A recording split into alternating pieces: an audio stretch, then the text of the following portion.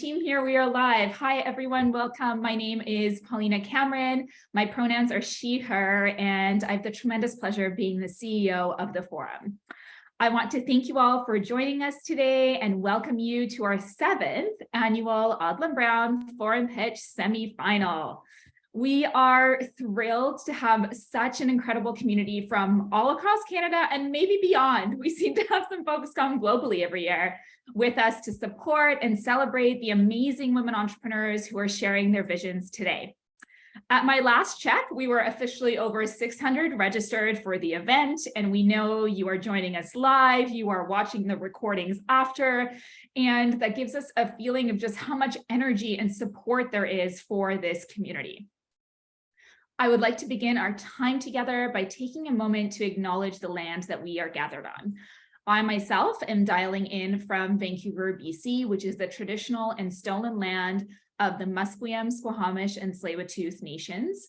As a first-generation white settler, I have tremendous gratitude to be able to be here, to live here, and feel the responsibility and privilege to continue my commitments of furthering the calls for truth and reconciliation. As we all settle in here for a moment, I encourage you to put in where you are dialing in from and recognize and give gratitude to the elders and people on whose land you're in today. If you're not familiar, we're popping in a link into the chat for you to be able to do so. And let's take a moment to pop into the chat wherever you are dialing in from today. And I'm going to take a peek.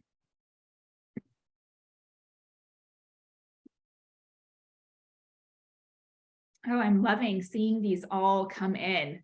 We really are coast to coast and beyond and beyond. Okay, as we meet one another in the chat and dive into the experience, I'm going to speak to a few housekeeping notes. So as you know, we're of course recording today's event, and there are a variety of accessibility features that are both if you're on the Zoom with us or in the feed loop settings. So in the Zoom, you see them mostly at the bottom, and in the feed loop settings in the upper right-hand corner of the platform screen, and encourage you to explore and choose the ones that you need and are right for you. If you just recently registered this morning or can't access feed loop, please reach out to us in the Zoom chat and we'll do our best to set you up with what you need over there. We also, of course, encourage you to engage and participate in the chat. We love hearing and seeing all of your comments, questions, and notes. You'll see too that we are on a new platform called FeedLoop, and it's an amazing virtual conference platform that allows more opportunities for engagements with the entrepreneurs that you see here today. I'm going to speak to that a little bit more, but you'll be able to directly plug in to their virtual exhibit. For those of you who are new to us, to the forum, welcome to our community. The Forum is a registered Canadian charity that has been supporting thousands of Canadian women entrepreneurs for now over 20 years, with programs focused on education, mentorship, and building community. Over the last 3 years, we have seen demand for our programming grow by 345%, which if you know a women entrepreneur, that doesn't surprise you because you know how ambitious and how excited they are to bring their visions to life. We have an alumna community of over 10,000 women entrepreneurs that have accessed our programs, our community, and our resources. So today you're joining that community across the country of both women entrepreneurs committed to growing their businesses and the champions that are activating their support to see them succeed. From our free resources like our podcast and weekly virtual connects and our self-paced online courses, to our flagship cohort programs like eSeries and our one-on-one mentor program, as well as our newly launched Founder Circle for growth-oriented businesses, we are continuously innovating to deliver greatly impactful, measurable, relevant, and accessible programming. And I want to take a second to ask while I'm talking about this, whether we have any forum alumna on the line. I would love to hear if you are an alumna of our programs, pop it into the chat and let's make sure that the community knows about who you are, and pop in your business as well. It's all about supporting one another. So please pop that in. And thank you for letting us know. We have fixed the Zoom chat feature. So if you were on Zoom, the chat should now be working for you, and please continue to pop it into FeedLoop as well. And of course, today we're also gathered for the program that we are here to hear and be inspired by, the Odlum Brown Forum Pitch program. Over the course of 7 months, this program helps entrepreneurs navigate, activate, and fast track their access to all the different types of capital they need to grow their business. This program offers education, one-on-one mentorship, coaching, national exposure, and access to specialized resources and networks so that entrepreneurs can share their business vision with confidence. And new this year, each finalist will receive a prize package with an estimated value of $30,000 in both financial, social, and knowledge capital that will help fund their business and continue their skills, access specialized support, and more. We're so grateful that 368 women applied to be part of the program this year, and we love finding ways to continue to champion them. Today, with the support of our community panel, we will select the 3 finalists, the hardest part, the 3 finalists who will share their business visions at the finale on April 27th. I know a lot of you have already penciled that into your calendars.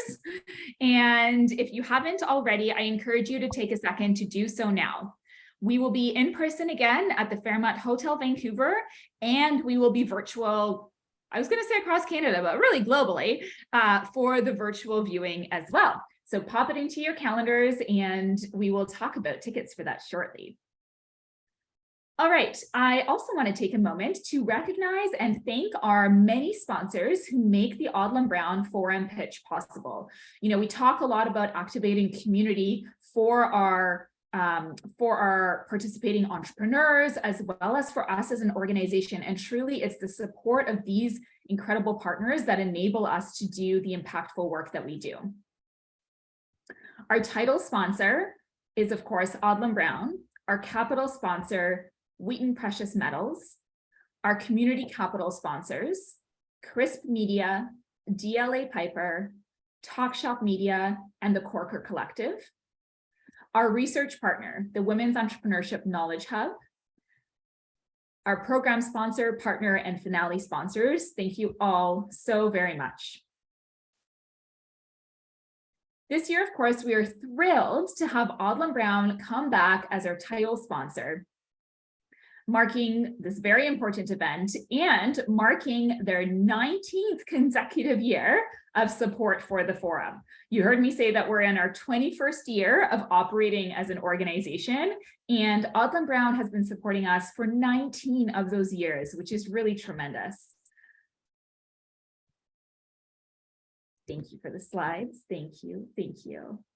This year, we also are so delighted to welcome to our virtual stage here for a moment, Deborah Doucette, a fearless woman leader herself, who has made community investments in arts, children's health, culture, and education a priority.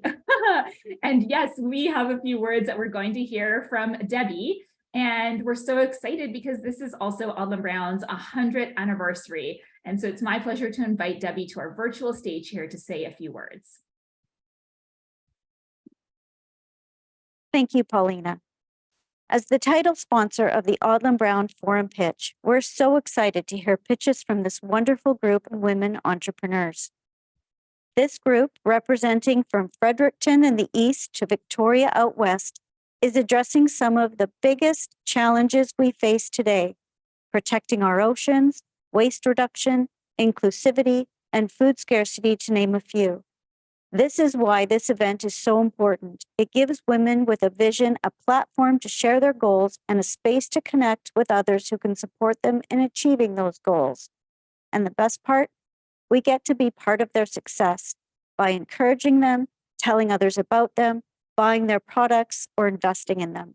We wish each and every one of you good luck today. Please know that you are supported by this community of business leaders, fellow women entrepreneurs, and champions, and we will all continue to cheer you on. And to our audience, we hope to see you on April 27th for the Odlum Brown Forum Pitch finale. Thank you, and congratulations to all the semifinalists. Amazing, amazing. Thank you, Debbie. On your screen now, you will next see the 14 semifinalists who will be presenting their visions today in 3-minute pitches, followed by a Q&A session moderated by 2 of our community panelists. Each of these incredible entrepreneurs is not only intentionally growing their business, but also making the world and our communities stronger. Over the last 2.5 months, these entrepreneurs have honed their visions and pitches in collaboration with an amazing mentor. I'd like to extend a very sincere thank you to these mentors who supported our semifinalists on their journey today. We all know the power and impact of mentorship is real, and the time and energy you give is incredible. I would also like to introduce and thank the inspiring entrepreneurial community panel who worked with us on the very difficult process of selecting the 14 semifinalists. And I will say I work with this group every year, and every year it feels like they push me to have one more semifinalist and one more semifinalist because our applicants are just so amazing and we can't not. And I love that. And I think it really showcases the true passion and commitment that this group has to see women thrive and see more women thrive.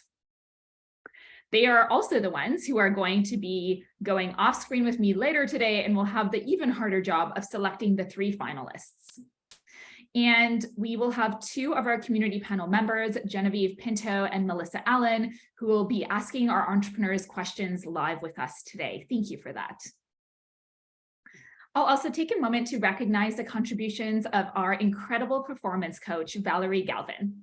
Valerie has been supporting our pitch finalists for, I believe, 4 years now, and she has just the magic ability to meet an entrepreneur exactly where they are at and help them understand how to authentically bring their strengths forward.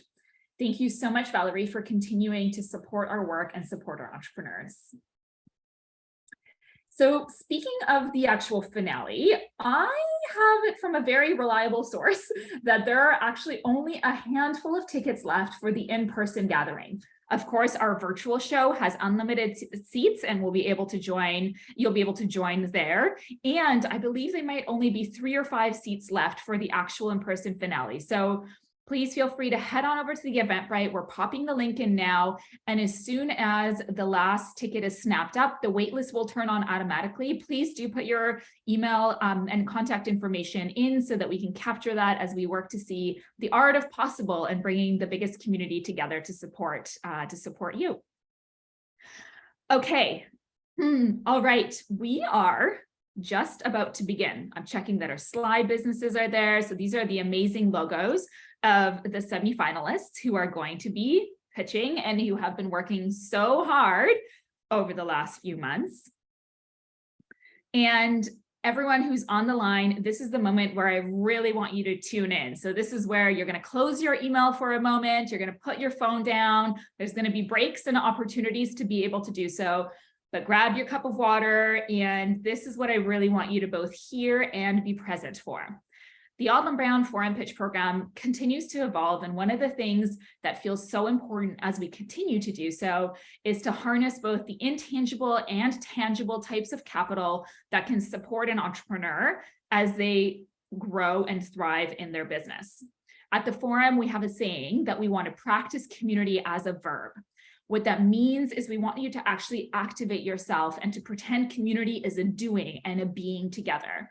And that means bringing together all of you to be here, but also really encouraging you to think about how you can put your hand up to support an entrepreneur. There's so many ways to be able to do so. And as you watch the vision pitches today, please consider how you can support them with the types of capital that you have access to. We really believe that we have everything that we need to support one another, to support this entrepreneurial community and support these women together. You can post about their businesses on socials. You can buy from them. You can love their posts, send them. You can think about them as a potential collaborator. You can have your business buy from them. You might want to invest into them. You can put their name forward for an award. You can put their name forward for a podcast. I can go on. Truly, I think I should make a blog post that goes all the ways that you can do this. And guess what? Most of them are free and make a significant difference when you're able to activate that kind of capital. We often think of capital as only money and financial capital, but there's so much that we can actually activate and do that we might not think of in our everyday. So as you listen to these pitches and as you hear about them, I really encourage you to think about, oh gosh, how could I support? What could I do? And if any ideas, any specific ideas come to you and you want to be able to connect directly to an entrepreneur, you'll have an opportunity to do it in the exhibit hall, or please also feel free to email me directly. Myself and the team are one of our love languages truly is connection and connecting one another. And so we love to be able to activate. So my email will come into the chat for you, or you can reach out to any of the team members, and we would love to be able to make that connection and help you activate your support. All right, I'm going to take a breath here for a second because we are about to begin. And to the entrepreneurs, to our semifinalists that are on the line, this is where you're grabbing your water, you're taking your deep breath and reminding yourself of the incredible community that is here because they want to see you thrive. They are here in your court. I will remind all of us of our format. Each entrepreneur's 3-minute vision pitch will air on screen for us, and then we will have a live 3-minute Q&A with our 2 moderators from our community panel, Melissa and Genevieve, and we will repeat that process 14 times.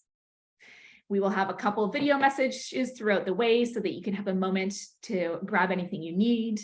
And then, thanks to this new virtual platform that we are on, while the community panel deliberates in a different space, all of you will be able to visit the entrepreneurs and their virtual booths in the exhibit hall. If you're in FeedLoop now, you can see the name of that on the left side of your screen. There you will be able to learn more about their company and even chat live one-on-one with the entrepreneurs. Keep an eye on your notifications, which is on the top right, and the announcement pages in the lobby. And if you're on Zoom, it'll be directly in the chat. You don't have to go anywhere. In the announcements, that is where we will be able to call you back and say, hey, we're ready to make the announcement. All right, if any questions, please feel free to pop them into our chat, our chats. Our team is moderating and watching everything, and I know I've gotten thumbs up virtually that everything is clocked in and looking great. So we are going to begin now. And I'm going to be taking you all across Canada during this next hour or so as we meet our 14 semifinalists, and we're going to be beginning here in Vancouver. I'm very excited to welcome our first entrepreneur, Mirsa from Finalists.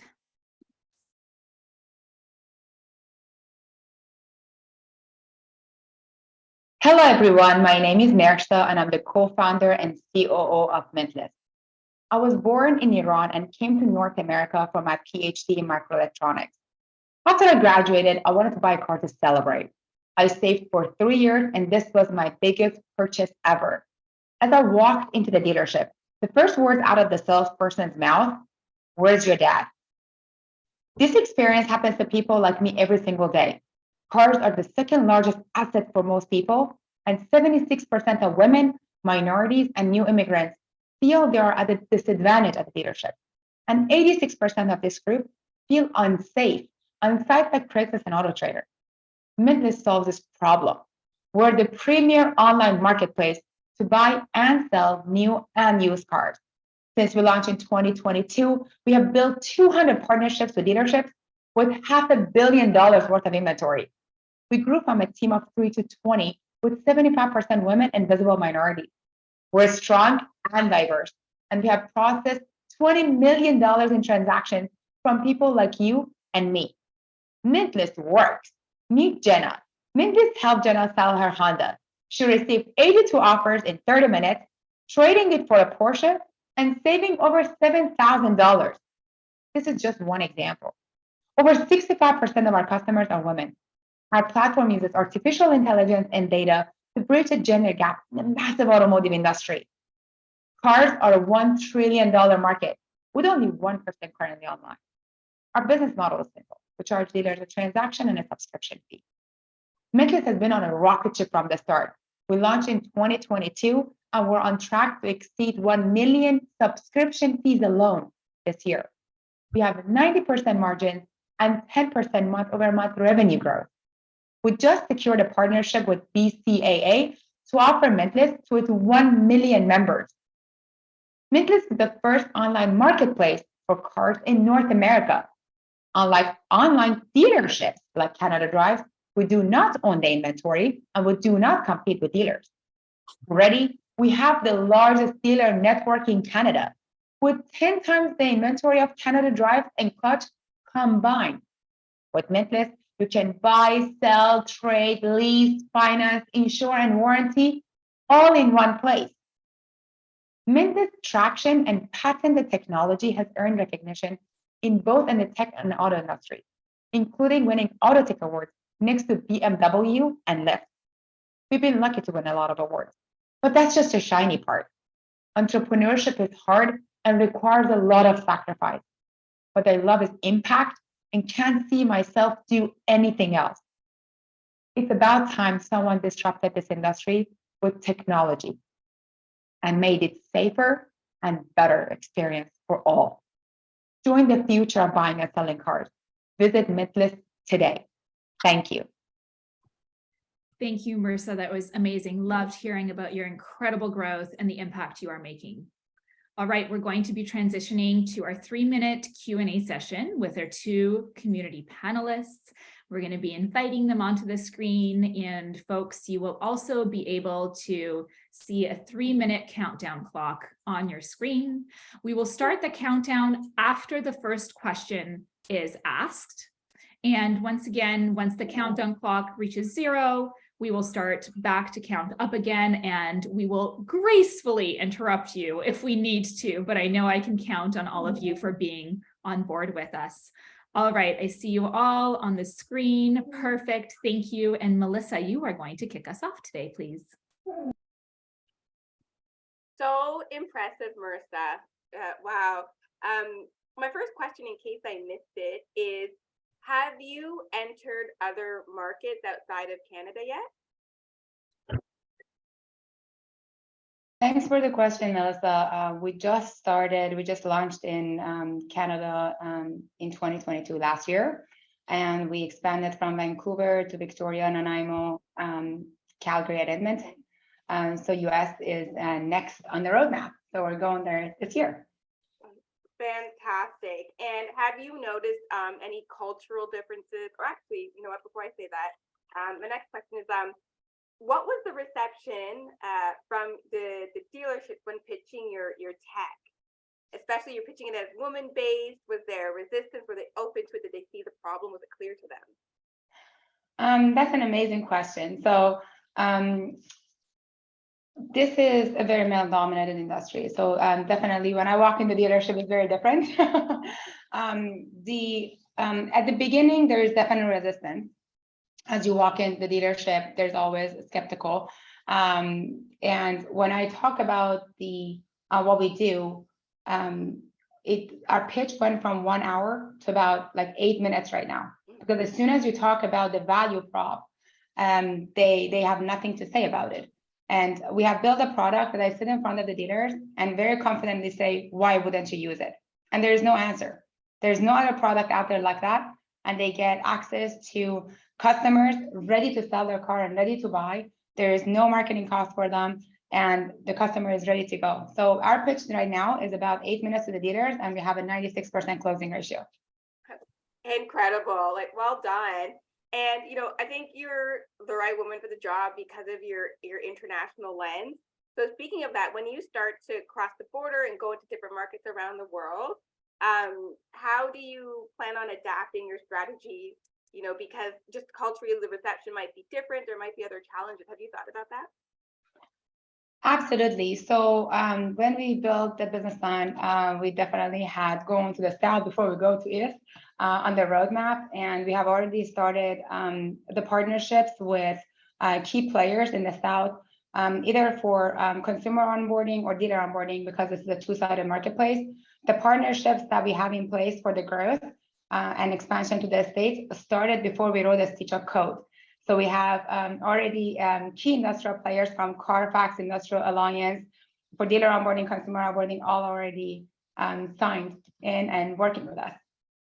wonderful. Thank you. I know we have 20 seconds left. Can you talk about the importance of community? It's huge. This is a product that we built for people to use. This is a product that is supposed to solve the biggest challenges of people buying and selling the second largest asset of their lives. So we build it for our community, and we want them to enjoy it, use it, and tell us how we can make it better. So go ahead, use mintless.com and tell us how we can improve it. Amazing. Thank you so much, Marissa. I was really trying to find my button there to unmute. Thank you. Thank you. All right, we are going to be moving into our second location. And from Vancouver, BC, we have Carlin of VodaSafe. Hi, I'm Carlin, founder and CEO of VodaSafe, where our mission is to save lives through safer, faster water rescue. Drowning is called the silent epidemic by the WHO, and over 250,000 people die by drowning each year. That's more than half that of malaria, but drowning doesn't receive the attention it deserves, and drowning rates are on the rise. Each rescue or recovery incident costs in the order of $40,000. It's incredibly dangerous and resource-intensive work. The US spends over $250 million on coastal drownings alone each year.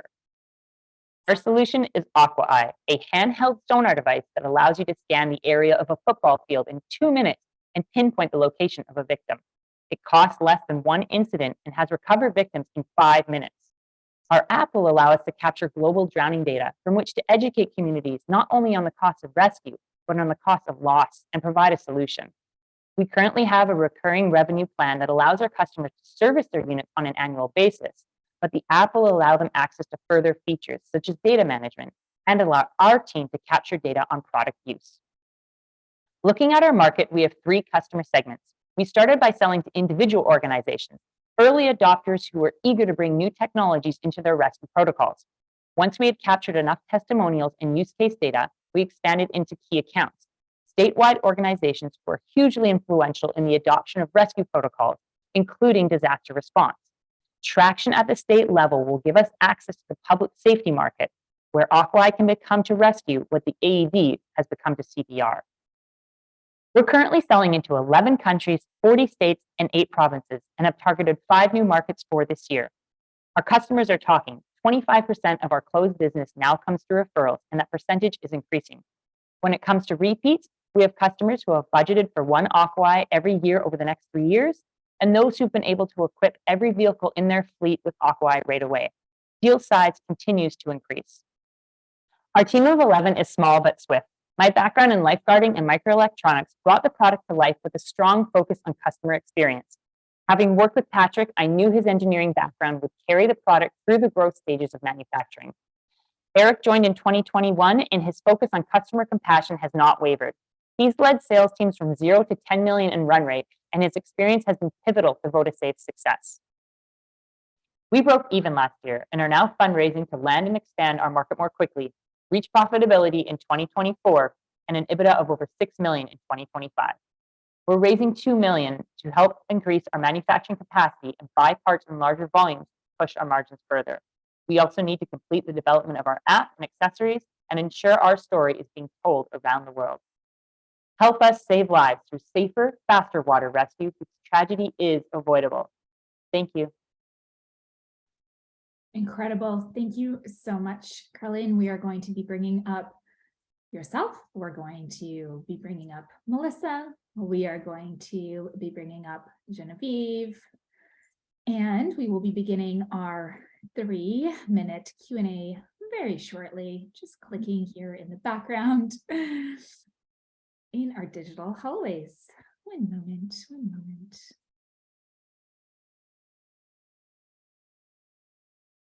There we are. Okay, and as the timer will begin again, once again, after the first question is asked. Genevieve, over to you, please. Great, thank you so much. That was a wonderful presentation. I'll dive right in with a couple questions, and I'll try to leave time for Melissa if she has anything to ask as well. What an amazing and important technology you've developed. I wonder if you could tell us a little bit about how you reach those different target customers. What is the strategy? How do you find them? For sure. So first we started by social marketing, trying to get to the users. So that's where it started, kind of a grassroots growth. Firefighters and search and rescuers who already struggle with incredibly dangerous work and need something to help keep them safe and help their teams be more effective. Now that we've kind of got those testimonials and stories, we're now able to reach above and figure out where their funding is coming from. So who's actually making the purchasing decisions? So larger organizations, we're working with the Navy and California emergency operating systems and kind of those key influential markets that will help gain traction throughout North America. Everything internationally to date has been coming in organically. So we've only just started marketing to new countries, but it's attracting attention as is. And now we're just trying to amplify that growth. But it's really about figuring out which entities are in charge, who's making those decisions, where is the budget coming from, and how do we get in front of those individuals. Great. And if I'm understanding correctly, it sounds like there's a hardware component and then there is an app or some ongoing support. So do you want to talk a little bit about, I guess, the sort of the growth and development of those two pieces of the technology, and then long term, is one more important than the other? Does one represent more revenue than the other to you? It's a great question. So, I mean, the whole product started out of my bathtub in my basement. So the hardware came first. And that has enabled us to kind of get in front of customers and figure out what else they need. The product uses an element of AI that allows them to identify more easily what's a human underneath the water surface and what isn't. Our improvements to that, we are continuing constantly, but the app will allow us to start capturing global drowning data. So the WHO thinks we're underestimating the amount of drownings by 50%. Which is absurd, that we don't know how big this massive problem is. Having an app will allow communities to get involved, not just customers of our product, but individuals around the world. We have customers and people in other countries sending us reports in Word documents about drownings that are happening in their communities because they don't know where else to put it and nobody is paying attention. We are going to get people to pay attention, and using an app will help gather that information so that we can use it to educate communities on not only the cost of the rescue, but of the loss as well. So I don't know if one's more important than the other. We are going to push a recurring revenue to try to get into kind of more that 30 to 35% of our entire revenue overall, but they're both really important pieces to the puzzle. That's great. Thank you. We only have 10 seconds left. So I guess I would just say any other asks for the community? Just to help people connect to us. If you have a first responder or anybody in your community that needs to be aware of what this product can do, bring them to votasafe.ca, get them to check us out on Instagram. We're just trying to get in front of as many people as we can. Thank you. Thank you. Such great questions and answers. Amazing. Thank you all. All right. We are now going to be traveling over to Toronto.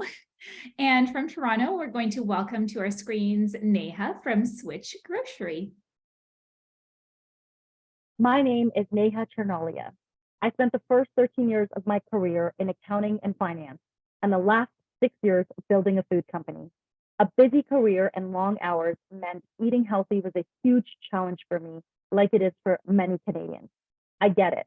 I'm pre-diabetic, and after my pregnancy, gluten does a number on me.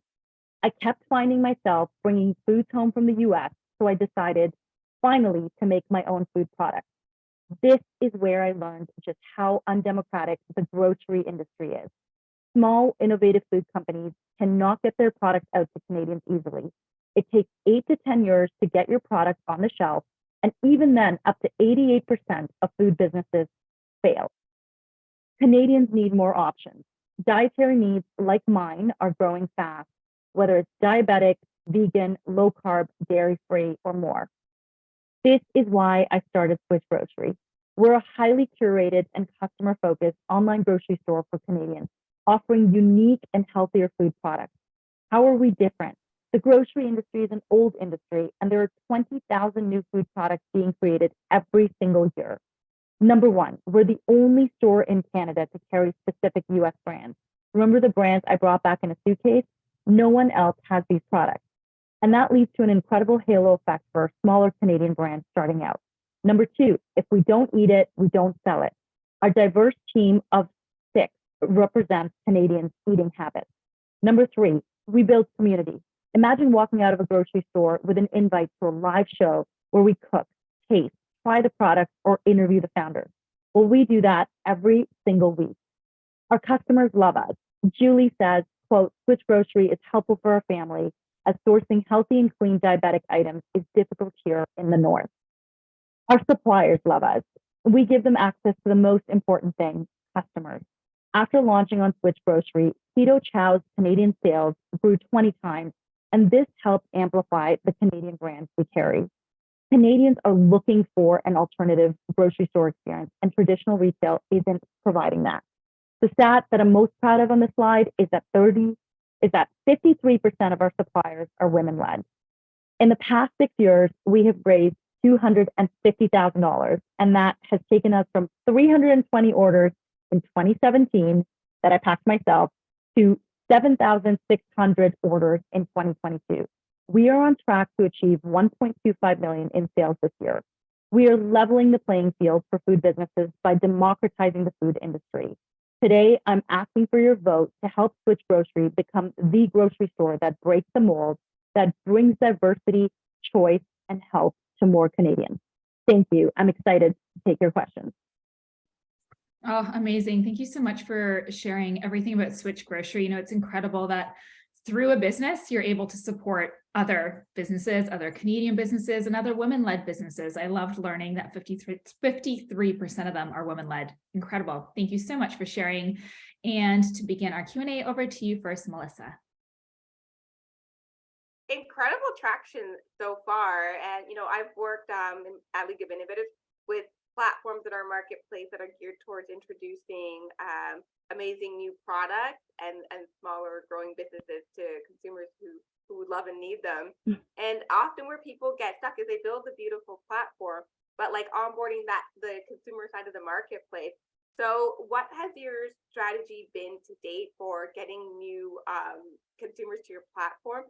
And how do you plan on expanding and growing that? Thank you for the question. Surreal to see yourself on screen.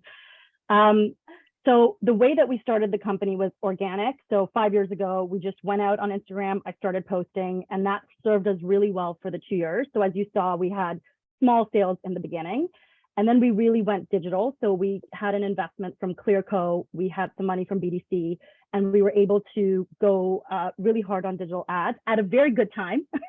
And many of the customers who are watching are still with us. They met us through an ad. And we are still a highly social company. So the way that we keep our customers is we're on TikTok, we're on LinkedIn, we're on Twitter, and we do a weekly live show. So that helps us really keep our customers, I hope, happy. And our plan to grow, as you know, Melissa, the effectiveness of digital ads has declined in the last few years. So our plan to grow is local partnerships. We just, with companies that are complementary, everyone wants to work with us, vendors and suppliers, they want to partner with us, but we have resource constraints. And we just signed with a large Ontario company with 10 times our size, and we can get access to their customers, give them access to ours, and we may even be able to share products. We're working on that right now. Awesome. I have another question, but Genevieve, I'm not sure if you have any questions that sparked your curiosity. You go first. If there's time, I'll jump in. No problem. And so on that note, again, I'm hearing so much in the space about like that, the switch, the changes, like, you know, Apple iOS and the change in the ad market and things like that really impacting ability to reach and continue to reach customers. And then I'm hearing, and I mentioned this with another founder on this pitch too, is about leveraging community. So is there a community strategy as part of your growth strategy? Absolutely. We actually launched the company. When we launched it, we did meetups. So we did meetups in Vancouver and in Toronto. We were not able to do that in the pandemic. We actually had a meetup group that was 500 people, and we are this year scheduling 2 meetups. So we do community cooking meetups where our suppliers come and cook, and we actually serve our customers. And then we do information and knowledge meetups. So we may invite a doctor, or we may invite a nurse or a dietitian to come and do a talk and have a Q&A with our customers. And that's something that I'm really excited to get back to this year. Awesome. And are the consumers primarily Canadian and plans for expansion? They are Canadian. We did a US expansion and we realized the FDA rules really killed us. And after coming back, and it took our focus off Canada, after coming back, we were able to grow three times because of the focus. So right now we're in Canada. Thank you so much. Excellent job. Thank you so much. Amazing. Well timed. Well timed. Gold stars for all three of you. Thank you. Thank you, Neha. Thank you. All right. We are now going to be coming out a little bit more west for this next one. And we are going to hear from Edmonton, Katie of Kilo Inclusive. My name is Katie, and I am the founder of Kilo Inclusive, a talent agency that exclusively represents disabled and visibly different models, actors, and entertainers. We are Canada's first agency to be exclusively inclusive, and we exist because there is a clear and unmet need for disabled talent and authentic inclusion in Canada's media and marketing industry. After getting our disabled daughter involved in modeling, we saw how ill-equipped the media and marketing world is to working with disabled talent.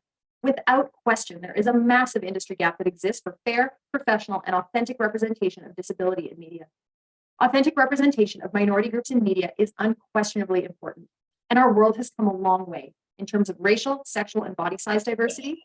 This progress only highlights how far there is to go when it comes to disability. The world my daughter grows up in needs to do better. 1/4 of all Canadians are disabled, but only 3.1% of people in media are disabled, and non-disabled talent play more than 95% of disabled roles. Hello exists to change this. We are the solution. Hello solves problems for both disabled talent and the industry. For talent, we remove barriers to entry and provide accessible training. For industry, we remove hiring roadblocks and give the support needed for projects to be authentically inclusive. All businesses should care about inclusion because when you add friends and family to the mix, 54% of Canadians have a close connection to disability. This is a huge portion of all markets. When we create and support initiatives that are truly fair, inclusive, and collaborative, everyone wins. Hello is a revenue-driven social enterprise built off a traditional agency model, which charges an agency fee for our talent. This is a long-standing and well-proven model, and our added social impact allows us to invest profits into what we truly care about, authentic inclusion in media. As we grow and focus on removing financial and prejudicial barriers, we have our sights on two key investments: the CapEx cost of accessible studios to build inclusive industry spaces, and the OpEx cost of accessible training opportunities to build and accelerate an inclusive industry network. In less than a year, we have signed over 100 disabled Canadians from every major city and worked with over 30 national and international brands, including Lululemon, Walgreens, and L'Oreal. We represent the cast of 10 wheelchair users starring in a reality show on CBC's main network and have made dozens of media appearances. We are also working with multiple national and international casting agents, including ABC and Disney, who recognize how essential Hello is. Inclusion is happening, and it's happening now. Our first step was building a roster of talent with disabilities and visible differences. The next was showing the industry the possibilities. Now we're on our way to becoming Canada's go-to inclusion experts, helping casting directors, businesses, and industry professionals make their projects authentically inclusive. Media shapes public perception, and when disability is included, we create more authentic narratives and change attitudes.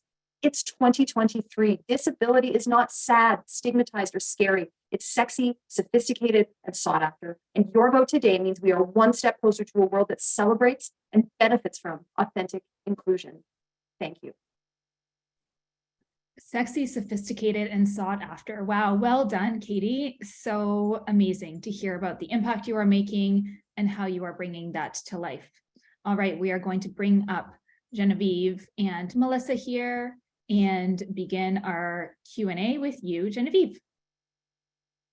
Great. Thank you, Katie. That was such a wonderful pitch and what wonderful work that you're doing. I will dive right in with some questions. I love that you are operating on a social enterprise model, and maybe you could speak a little bit about what additional supports or resources you provide to your talent, and how are you investing in some of that CapEx that you described, I think, if I understood that correctly. Yeah, this is a great question. So yeah, we set up as a social enterprise. I mean, first and foremost, as a real testament to the fact that we care about our mission, like our value of having better representation in media, and any profits that we would end up making we just want to reinvest, or that we have made, we want to reinvest. As far as sourcing, you know, we have bootstrapped our company. We haven't had to look to outside sources. As you saw on our traction slide, we've been pretty successful. And as our name gets out there, being the only agency in Canada doing this, our growth has been really organic. And it's been really cool to watch that. I hope that answered the question. Yeah, that's great. And maybe, do you want to talk a little bit about what you need to scale your business or take it to sort of further growth? More people, more sort of CapEx, more resources, anything that you think you need? Absolutely. So yeah, as far as the CapEx investment of an accessible studio space, like what we're really recognizing is that there's like, for everything from small local businesses to large corporations, they want to be more inclusive. They want to have inclusive projects. And there's just so many barriers to entry for the talent, but there's also barriers to industry professionals for working with our talent. So, you know, we have our sights set on the CapEx investment of accessible studios in some of the industry hotspots in Canada, knowing that these could be revenue generating in the long run as projects would want to, you know, rent our spaces, and also be breeding grounds for that inclusive industry network that I spoke about in the pitch, you know, where we have photographers and videographers and creatives who have, as they build their experience working with inclusive talent, can learn from each other. That's a really important piece because, as you might imagine, you know, every disability has various needs, but being able to learn as you work with talent, as you do every single time you're on a job, to communicate that learning is really, really important for us. That's great. So creating some of those spaces, those accessible spaces, would be another side of the business then. Is that? Absolutely. Also space to be able to add in training opportunities, like training of our talent, which we've seen to be really, really valuable. As you might imagine, the barriers to entry, you know, can be steep for someone with a disability. So those training opportunities would be another way to use that space as well. Amazing. I'll see if Melissa has any questions she wanted to throw in. For sure, it's such a great concept for a company. So I can see you being as big, if not bigger, than like the CEAs of the world or CAAs of the world. Or I can see you staying a lifestyle business. What would it take for you to get to that level as like CAA? Oh, you know, it's interesting because I think what we really need is, you know, as far as growth goes, you know, talent managers that are committed to inclusion in the way that we are. Like, if I'm being really frank, you know, disability scares people. If you don't have a close connection to it, it's a big question mark. It's a big unknown as our world becomes better at inclusion. So I think getting there would be people committed to the mission as much as we are, would be number one. Sorry, I got my time cut off there. That was perfect. Thank you so much, Katie. You got it right on time. It's hard to end a sentence. Okay, folks, we are only at 4 out of 14. And I say only because I'm inspired at like a bajillion out of 14. That is the level of inspiration and energy that I feel. We have seen 4 incredible semifinalists. And now we're going to take a moment to hear from someone that's very dear to the Forum community. As the co-chair of our activation committee for the 2nd year in a row, as well as a newly inducted member of the Forum Board of Directors, Gayla DeHart is a longtime and valued supporter of the Forum, an entrepreneur and champion herself. We're going to welcome her for a few short words. I'm Gayla DeHart, and I get to co-chair the Forum Pitch Finale Activation Committee with the amazing Christina Brown. We have an exciting event planned for you on Thursday, April 27th at the Hotel Vancouver, where we're going to cheer on incredible entrepreneurs. I hope to see you there, and please help us amplify these women. Follow them on socials, support them. Thank you. Amazing. Thank you. Thank you. It looked like our video might have been a little bit frozen there. So if that was the case for you too, apologies. We're going to keep on working with our technology here. All right. And now we're getting back into our pitches. We're going to hear from our 5th semifinalists. We're going to be welcoming to the screen Raylan and Jessica from Mintier.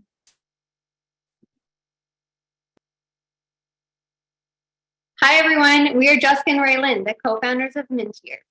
We built Mintier because consumers are struggling with bad breath and are misled to believe that traditional breath mints are helping when they're actually making the problem worse. Here's why. This is how much sugar is in 1 pack of breath mints. We were shocked to find this out through our research back in 2019, where we learned that sugar feeds the oral bacteria that causes bad breath. So yes, traditional breath mints are actually making your bad breath worse. There was nothing on the market that didn't contain sugar or a sugar alcohol.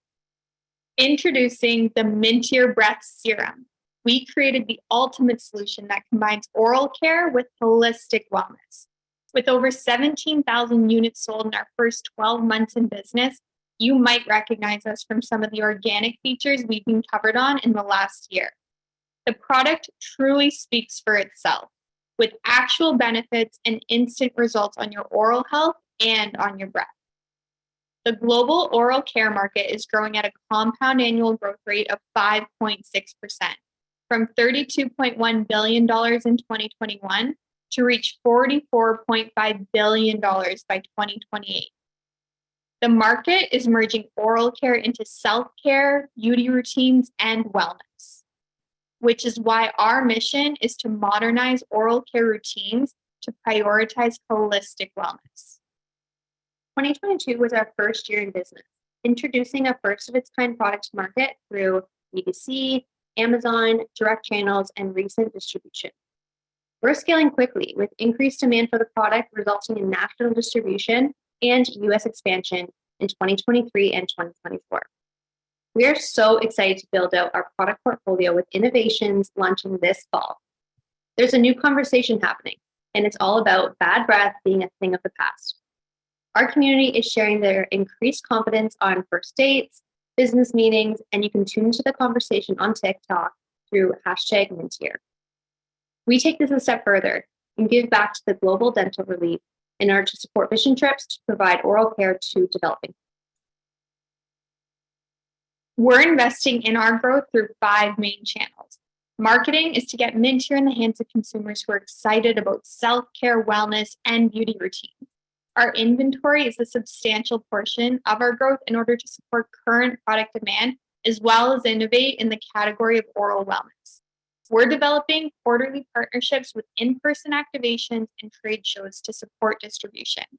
Our business is growing beyond our home office, which requires warehousing as well as team compensation. Every person on this call has wondered at one point or another if they have had bad breath, and there has not been a true solution until now. Thank you and welcome to Oral Wellness. Thank you so much. I just smell my breath, full disclosure.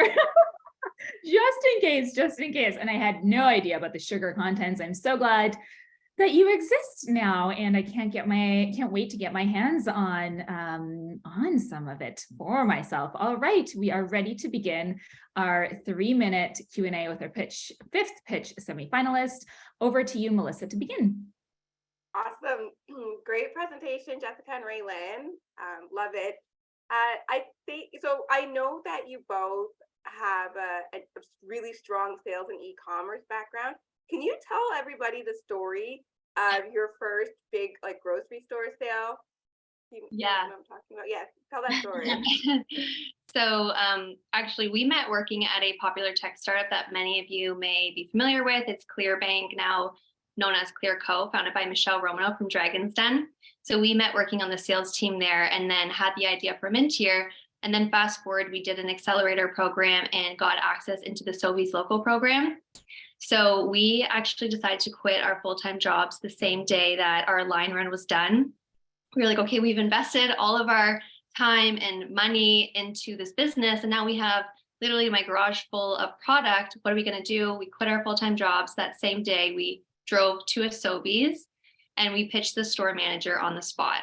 He actually at that time was like, do you have a sell sheet? And we were like, ooh, what's a sell sheet? Well, get that. We just learned on the spot, and we were actually listed in Sobeys that same day. Talk about hustle. You essentially burnt the boat behind you, so you had no choice, right? And what did you learn from that experience? And what can you bring that with you as you expand this really unique product line? We say it all the time, but everything is truly figure outable.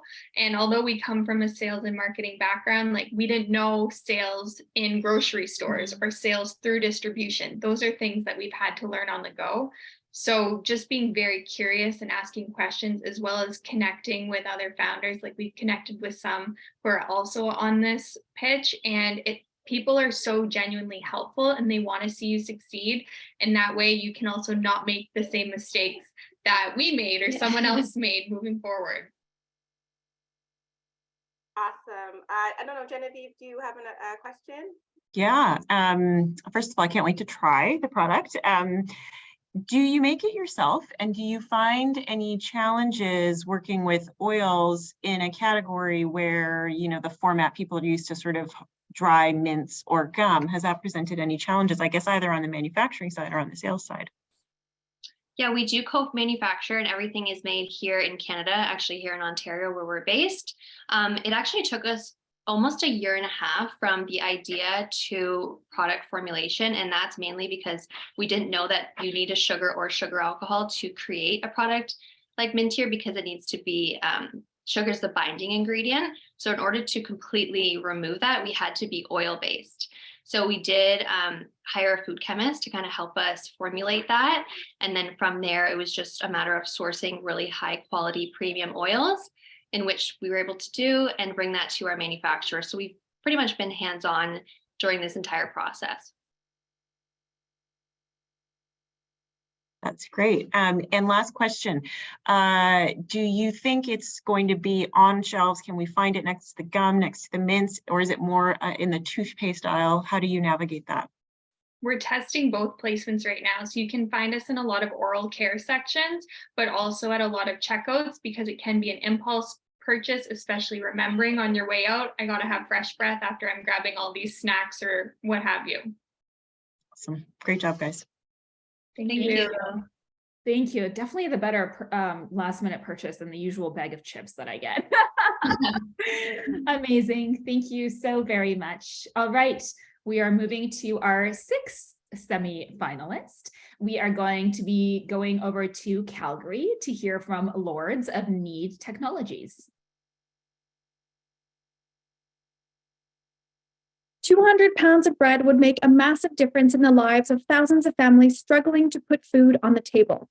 10 years ago, I rescued 200 pounds of bread from a bakery, donated it to an emergency shelter where it fed 3,000 people.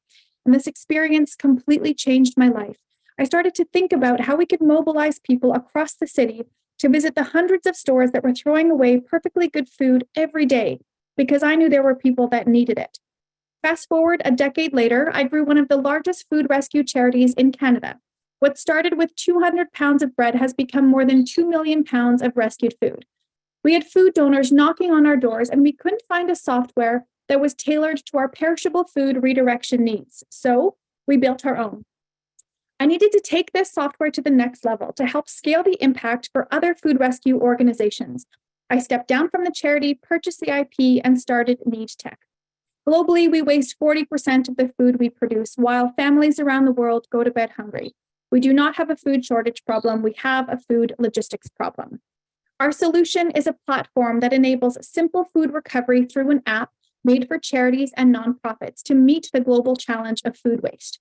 We design simple, white-labeled user experiences and scalable data systems, automating the supply chain. Our customers are those that are using food waste as a resource. Charities like food pantries, noted at more than 60,000 in the US.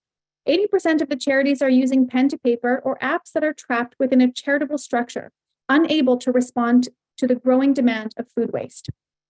The total available food waste market worldwide is estimated to be at $116 billion. We have the technology to help these organizations itching to scale.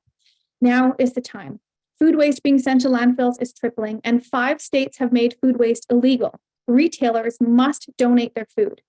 Other redirection software exists, but we are the first to market with a white label and is B2B, not B2C. Our go-to-market strategy involves targeting food rescue organizations in the United States, and our projections are targeting $9 million in revenue by 2028.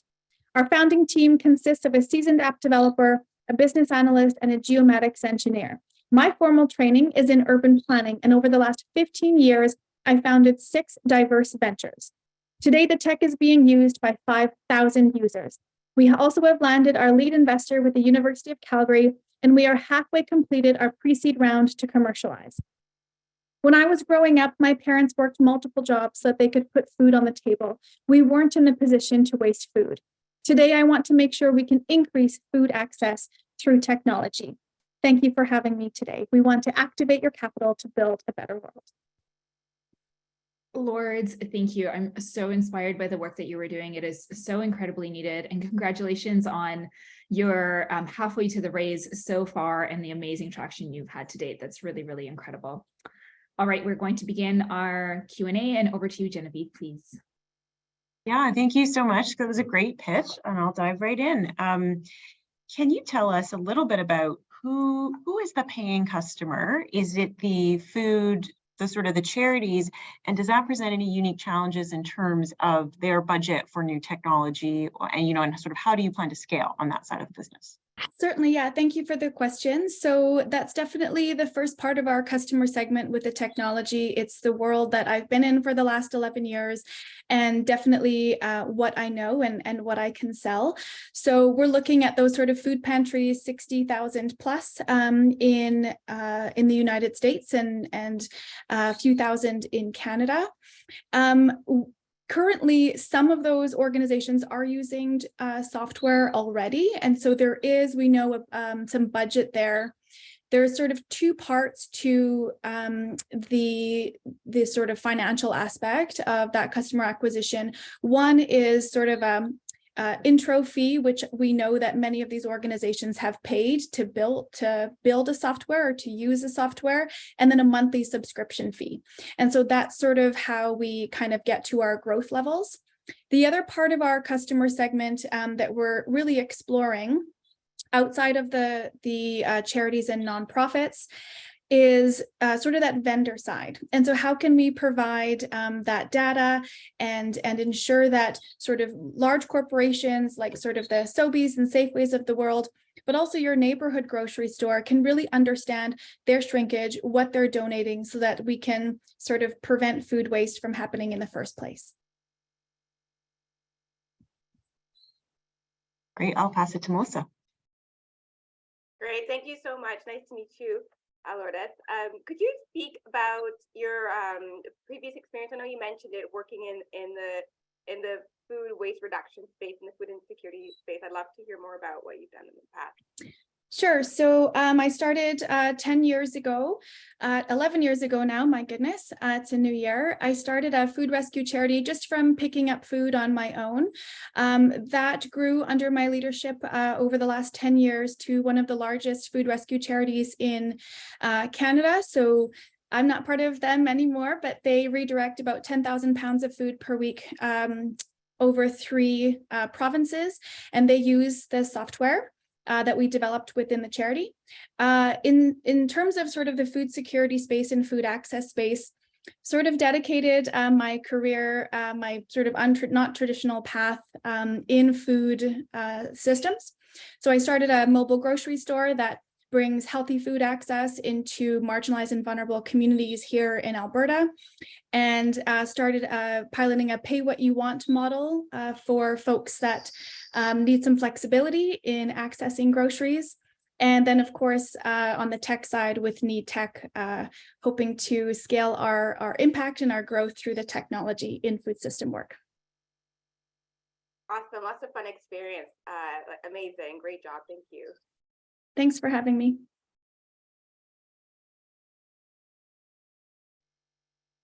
Thank you so much, Lourdes, for sharing about Need Technologies. And we're now going to be zooming back into Squamish, BC, with Sarah of Chewies.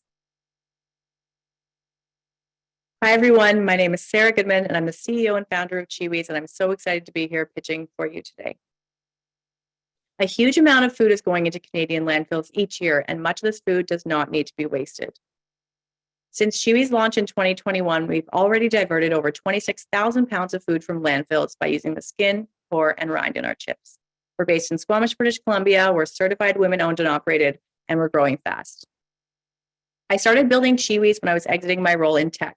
I'm also a nutritionist, and I wanted to see if I could build a brand around my favorite chip, the kiwi chip. It wasn't out there. I did a ton of research with people from all verticals of the food industry to see if I could get as much information before diving headfirst into the snack game. In February of 2021, I launched 2 kiwi chip varieties into retail stores. And in December of 2021, launched 3 non-kiwi chips that, you know, if you don't like kiwi, then I would still want you to buy Chewies. The mango chip, the pineapple chip, and the orange chip, all focused on using as much of the fruit as possible and upcycled fruits whenever possible. Our first account ever was Whole Foods, which is a huge thing. We launched during the pandemic. We had no ability to demo or sample, and the launch went really well. And we put a lot of effort onto our branding so that people could see us and would grab it on shelf. Chewies were the first ever kiwi chip launched in North America, but we do have competitors in the same dried fruit vertical. The difference, we're a crispy fruit chip, air dried for max nutrient value. We're very innovation focused, we're women owned, and we're Canadian. When we launched in 2021, it was just me running the show, and it ended in over 300 stores. In 2022, we became a team of 6 and grew our revenue 3.6x to $440,000. Already this year, we're a team of 8 with projections of over $2 million for 2023. At Chewies, we're focused on growth and innovation. This quarter, we're launching into Costco. We've got our shipper program going to stores like Save on Foods and London Drugs. In Q2, we have a vegan dark chocolate dip line launching, and into select stores in California, all of our products. Q3 of 2023, we have back to school snack sizes that are launching. And in Q4, we're taking on Terry's chocolate orange, and we're doing a huge push for our vegan dark chocolate orange chip. Our financial goals for 2023 are to become cash flow positive, and we are on track to do just that. At Chewies, we're super lucky to have an amazing advisory board that has experienced leaders in the CPG space who have been where we have and helped to guide and support us to reaching our enormous goals. We're very proud to be giving back to the community by donating both cash and product to Take a Hike Foundation and the local food banks. If we won the forum pitch, we would use the funds to invest in time and effort to finding a fully recyclable package. Packaging has come a long way, but most of the fully recyclable packages aren't. So we would put that time into getting a package that ties with our values of being a very earth-friendly brand. Thank you so much for listening. We are so excited to be here. Amazing. Thank you so much, Sarah, for sharing and the incredible traction you've had to date. And as we welcome back on Melissa and Genevieve, I will give a shout out, a verbal shout out to the over 400 people we have live on the line with us, learning and cheering you on. So exciting. Awesome. Okay, we're going to begin our Q&A, and we will start with you, Melissa. Upcycled food, like that's wild. I love it. That's incredible. This is incredible innovation. And so quick question, like first question is, that is really rapid growth, so early into your business. Like what, can you describe what it was like being able to get into like Costco and like prestige stores like Erewhon? What was that like? So I think having my background in tech, I bring this really high growth mindset to a very slow moving industry. And we've kind of been like trying to disrupt it. With Costco, they reached out to us because of an article in Daily Hive. And we pitched them a product for them in October. And then we got our PO, I think it was like the fastest Costco deal ever. But we kind of have built ourselves around being fast and nimble. It's been a crazy rapid growth, and it's amazing to see our products everywhere. I still don't think I fully absorb how amazing it is. But with California, we use the program like Can Export to help have a consultant on the ground there and be able to do these introductions where then we can go and visit and get our products in. And it's a good fit for the California market. We have a lot of shared values with BC. And so we're really confident that the product will do really well, and our margins are higher because we're charging the same thing in USD. So our margins in the States are 59%. In Canada, it's 46% for retail. Awesome, thank you. And then I have actually, Genevieve, do you want to go next? Yeah, hi Sarah. I wanted to say I'm very excited about this chocolate dip line that you're branching out into, so I can't wait. I would love to know, what do you see as the biggest challenges that you're facing in your business right now? I think because we have these crazy huge goals, and so we just keep on moving forward. It's keeping up with the pace, being able to project with that growth in mind. That's very challenging, but we've been on top of it. I have a team and I have help now, which is nice. So it's we're all working towards the same goals. We have help in those advisors that I showed in the slide. So people who have been in our shoes to help guide us. But I think really it's just, we're going to keep on this track. We see this positive momentum and feedback, and it helps just keep us grounded a little bit, but it's kind of like those ducks going crazy under the water. We're trying to keep calm on top. Nice. And in terms of, I'm really fascinated about just in general, like the recyclable, sustainable, compostable packaging. What, aside from money, what are the biggest hurdles to finding this type of ideal packaging? You know, it's interesting because I'm often pitched by big companies for paying way more money for a package that's recyclable or compostable, but they aren't there yet. I actually just interviewed someone in the packaging business for our blog, because it's, even when things say they're recyclable, especially in BC, those soft plastic blue bins, nothing is being actually recycled from them. There's maybe a layer of the package if you were to rip it apart and put it in the right place. But until there's an option that I can tell our customers is fully 100% recyclable, I'm not going to lie to them and say, and pay more. And it's going to get there. And it kind of will take large companies like Frito-Lay to really make it accessible, but we're down to do the research to get there. Learn something new. Thank you. Down to do the research. Love it. Love it. Thank you so much, Sarah. And we are officially crossing the halfway mark with diving into our 8th semi-finalist. We are coming from the mountains in Squamish, a little bit down the hill to other mountains in North Vancouver, where we will hear from Julie of Ginger Desk. Welcome to Ginger Desk. My name is Dr. Julie Dernan. Meet Jessica. She's a naturopathic physician who cares deeply about providing exceptional patient care. Like over 2 million health practitioners in private practice across North America, Jessica enjoys offering telehealth consults to her patients from the comfort of her own home. But when Jessica moved her practice online, she struggled with balancing the admin needs of her business with patient care. In fact, Jessica tried to do it all on her own. She spent more than half her time on admin, responding to patient emails, scheduling and rescheduling appointments, and sending out invoices after hours.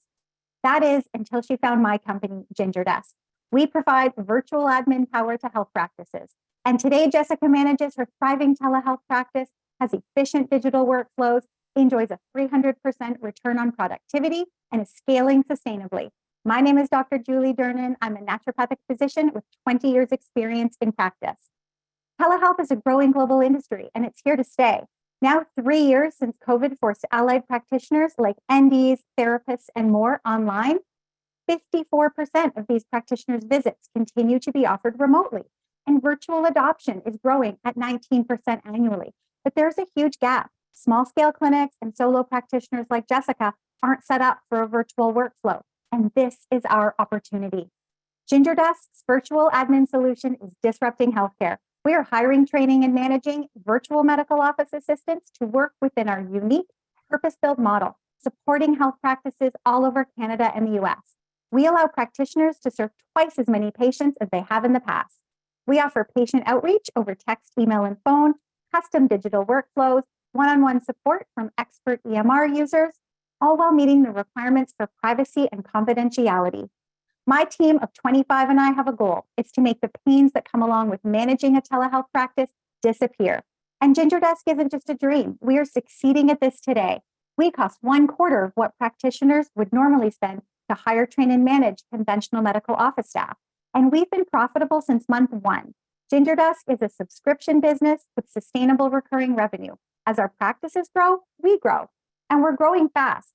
We reached 1.2 million in revenue in year 2, and we're on track for 2.5 this year. Ginger Desk is raising $1 million to accelerate our growth even further. We can continue to bootstrap ourselves, but it would be a missed opportunity. We have used commercially available technology to prove our business model. Now it's the time to bring our own custom solution online to reduce costs, increase productivity, and introduce more services to our clients. With this investment, we can get to 5 million in half the time. We have done the hard work to prove that our hybrid model and digital approach work. Now we're ready to pour fuel on the fire. The future is bright for Ginger Desk. Join us. Fuel on the fire and 5 million in half the time. Sound pretty amazing. Thanks, Julie, for sharing more about Ginger Desk and showing us how you're empowering other entrepreneurs and other businesses through it as well. we're going to begin our next Q&A session, and Genevieve, please kick us off. Yes. Hi, Dr. Durnan. It's lovely to see you. Great pitch. Thank you.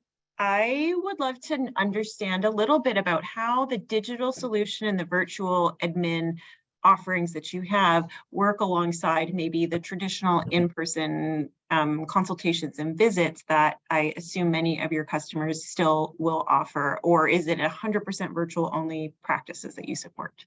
That's a great question. Hi, Genevieve. So the way our market works is we have two customer segments, and 80% of our current customers are offering a hybrid approach and they're solo practitioners. The other 20% are small scale clinic owners who have some sort of a hybrid model. We do offer such great support in a telehealth practice, but we do work with lots of practitioners who work in the traditional conventional model, where their patients are walking by a front desk, they're there physically, and we can do 99% of what a typical front desk would do. We can do it remotely. I always say what we can't do is we can't clean the room between consults, and we can't be there as the Walmart greeter to say hi to them, to the patients, but we can absolutely serve them in the best possible way post-consult and leading up to the consult remotely. Great. And before I pass it to Melissa, I'll just ask you to expand on, you mentioned sort of the need to, or the next phase is going from off-the-shelf technologies to some customization. So what does that involve?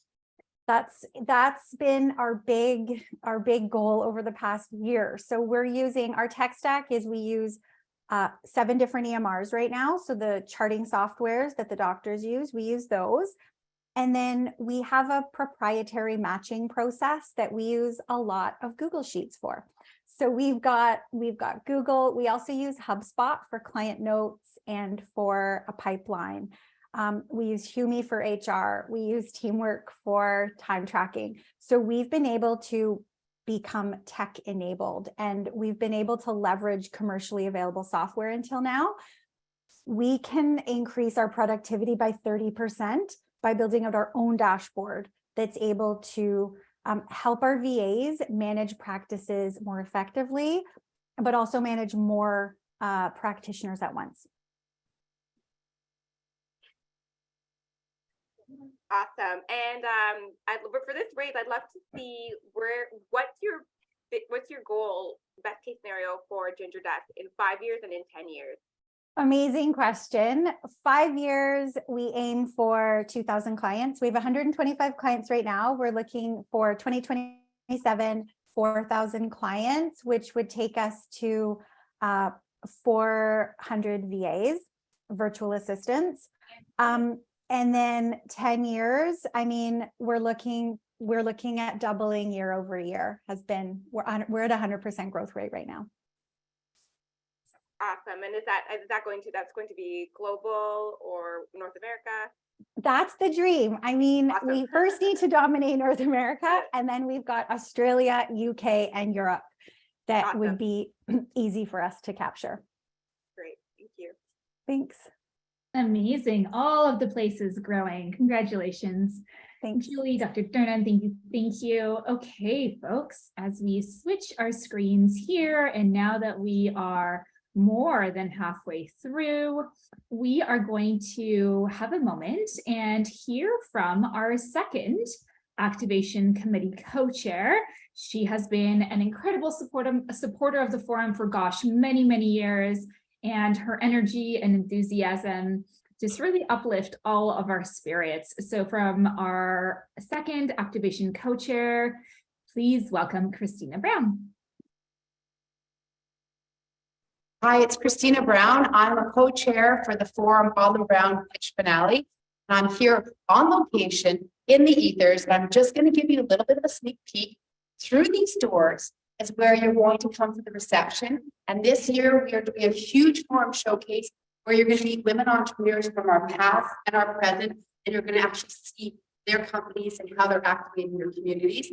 And then once that's over, we're back into the big ballroom where we're going to raise loads of money, and we're going to celebrate women entrepreneurs from around Canada. We will see you on April 27th.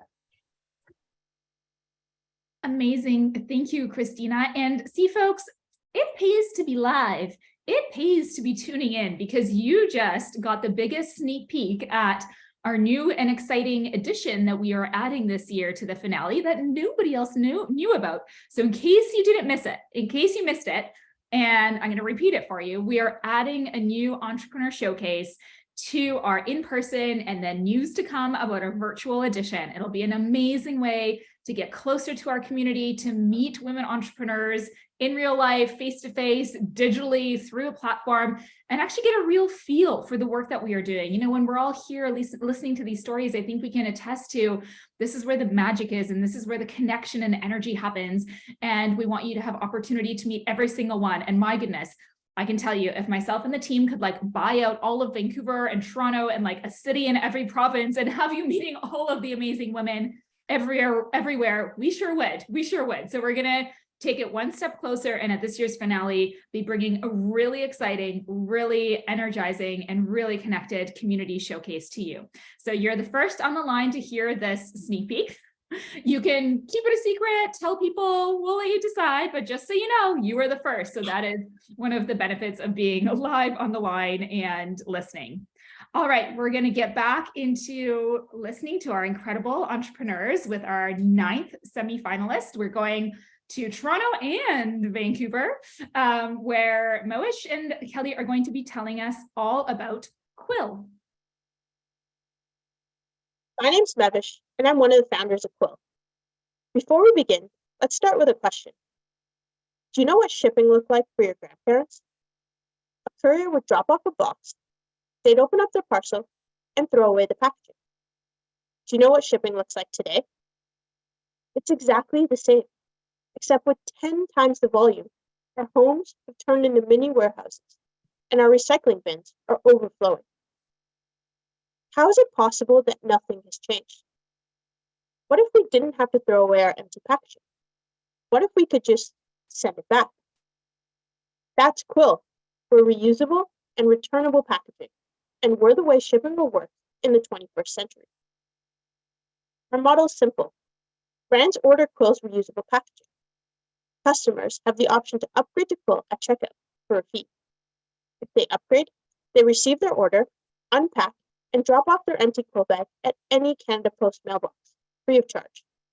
We receive returns, clean and prep them, and send them back to brands for another use, cutting waste and over 80% of CO2 emissions. Today, we're partnered with Canada Post, the largest shipper in the country, and D2C brands across Canada to build the world's first zero-waste shipping network. And the demand from customers has floored us. Over 50% of customers upgrade to Quill at checkout. Over 60% return their packaging within 4 weeks. And over 90% say they're more likely to recommend the brand they shop from because of Quill. Here's what customers are saying. A whole other level of sustainable packaging. I wish all companies had this option. Thank you for providing this option in your business. Having proven our model and demand in 2022, we're now speaking with national retailers about potential pilots.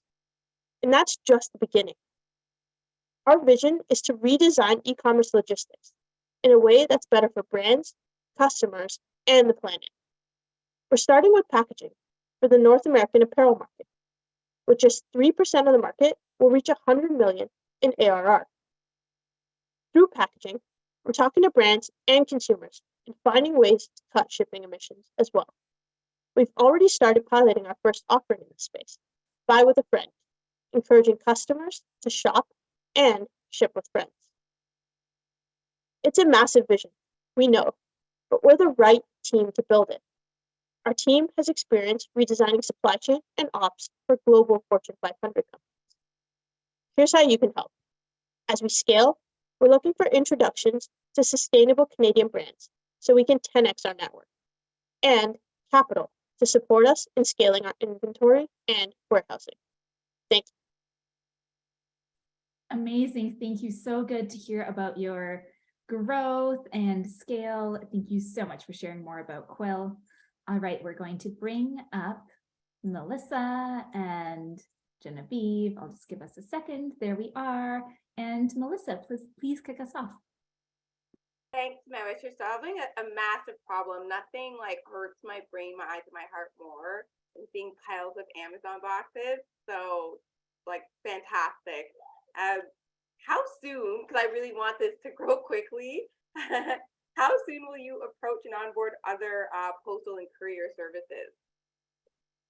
So we're currently working, Melissa, with pretty much every courier service. So right now, when we partner with a brand can ship their product to you using any one they'd like: FedEx, UPS, Purolator, Canada Post. The only restriction is on the way back. Canada Post is the largest and only really letter mail provider in the country. So we partner with them to get the packaging back to us. And the whole point of that network was so that we could launch from day one, coast to coast across Canada, and bring this to every doorstep. Great. And how soon to the States and Europe? Sorry, could you repeat that? How soon can you expand globally? Or actually, I'll phrase it a different way. What are your timelines for expanding globally? Yeah, so for the next 2 to 3 years, we're focusing on Canada. And that's because the Canadian market is huge, and we've only just scratched the surface with Canadian D2C brands. We're currently in talks with larger national retailers, and the goal for this year is to pilot with 1 to 2 national retailers and really prove this model out at a larger scale. And then next year, expand with the rest of the national retailers in Canada. From there, we can expand to the US, but really, with how much potential there is in the Canadian market and how much impact we can have, we're just focused on here for now. Great. So basically, it's you're going to be targeting the companies that are Canadian that sell to Canadians for now, right, in the e-commerce platform. Exactly. Okay. Thank you so much. Exciting. Genevieve, I'll have to see if you have any questions. Let me know. Yeah, thank you. This is a fantastic innovation. Reverse logistics presents a huge challenge, and it sounds like you have a pretty elegant solution for it. Maybe you can tell us a little bit about how you earn revenue. So is the $2 to $3 additional fee, are you reliant on customers opting for that, or do the brands and kind of shipping companies also pay you something to have this service on their platform?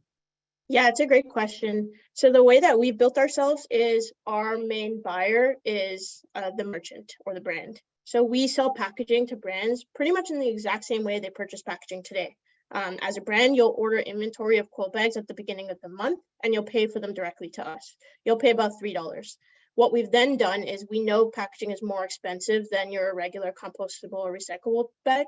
And so we built a Shopify plugin that allows you to pass on some of the costs of the packaging to the customer. It's really up to you. Some brands will cover the full $3. Some will pass on almost all of the $3, but that money from the customer goes to the brand to offset their cost of quill packaging. That makes very good sense. And do you find that it is a challenge to get the bags back? Consumer behavior can be tough to change. Do you? I think I saw a good stat in there, but maybe just mention that. Yeah, with the couple seconds we have left, currently we don't think it's a big challenge. We designed the bags so that it's obvious that they shouldn't be thrown out. And the first customers we went after were customers that truly care about reuse and sustainability. And so with having a mailbox in your condo building, on your doorstep, or the block next to you, we find over 60% of bags come back in the first 4 weeks, and then another 20 or so percent come back in the couple weeks after that. Great job. Thank you. Thank you. Thank you. Over 60% and then 20-30 on top. That's 90%. That's incredible. Well done. Well done. Thank you so much for sharing and the work that you do. All right. We are now going to be going over to Ontario to learn from Angie about Kind Laundry. Hi, everyone. My name is Angie, and I'm the co-founder of Kind Laundry. Do you find doing laundry the most boring and mundane chore ever? You have to deal with dirty, smelly clothes, heavy single-use plastic jugs, bulky packaging that takes up valuable space, messy measuring cups and pots that are filled with unnecessary toxic ingredients, which leads to overdosing, a funky smelling washing machine, and ruining your clothes. But everyone around the world has to do laundry for the rest of their lives. The current global laundry detergent market is estimated to be $80 billion. By 2027, this category is projected to grow to over $100 billion. But this also creates a problem. Did you know we dump the equivalent of one garbage truckload of plastic into the ocean every single minute? I mean, look at your local grocery store. The laundry detergent aisle is still filled with a sea of plastic jugs with ingredients that contains mostly water. This category has not seen any innovation improvement for decades. By the way, have you ever looked at the back of your detergent label? Probably not. And if you did, you won't find ingredients there. At Kind Laundry, our goal is to turn laundry into a ritual of self-care. How? All of our products come in zero-waste packaging, and ingredients are mostly plant-derived, cruelty-free, and biodegradable. From our laundry detergent sheets to our vegan stain remover bar to our wool dryer balls, each one is truly a more sustainable and safer alternative. When we launched back in 2020 during the peak of COVID, we faced a lot of uncertainties. Similar to most businesses, we had to deal with changes in consumer shopping behavior and ongoing logistics and operational issues. But thankfully, customers are demanding for more eco-friendly cleaning products for their home with ingredient transparency. In less than 2 years, we have diverted over 400,000 single-use plastic jugs that would have gone to the landfills and ocean. We first launched as a DTC brand with a subscription model on our website. And shortly after, we were sold in over 600 independent retail stores in the US. And now we're focused on launching retailers across Canada, such as Whole Foods. The two most notable awards we received were the Best Eco-Friendly Laundry Detergent by Better Homes and Gardens magazine, amongst the top CPG brands in the category. And we were selected as Oprah's Best Sustainable Laundry Detergent. We are proud to partner up with the OSPCA and Humane Society, where we donate laundry to all their shelters. Within the last 2 years, we've experienced fast growth and made a huge impact. We're on a mission to tackle the plastic pollution crisis while providing a safer, effective laundry detergent alternative. Let's be kind to the planet. Let's be kind together. Incredible. Thank you. Congratulations, Angie, on your incredible growth, expansion, the Oprah Award. So great. So amazing to see. All right, we are going to begin our Q&A, and Genevieve, please kick us off. Hi, Angie. Great job and a great innovation. Can you tell us a little bit about using a product like this? Does it require any different equipment, any different use or behaviors from your customers as they switch from liquid to the strip? Hi, Genevieve. That's a great question. And that's the main question that most customers ask. It's actually quite simple. So it looks like this. It's waterless and it's a soap. So as you put them in the washing machine or a bowl of water, it dissolves into soap and just wash your clothes. But the biggest difference is it doesn't have plastic jugs like this, because we all know that liquid detergent is mostly water. And we spent a lot of time reformulating our detergent, so it doesn't have unnecessary fillers or toxic ingredients, but cleans just as well or better than your conventional alternatives.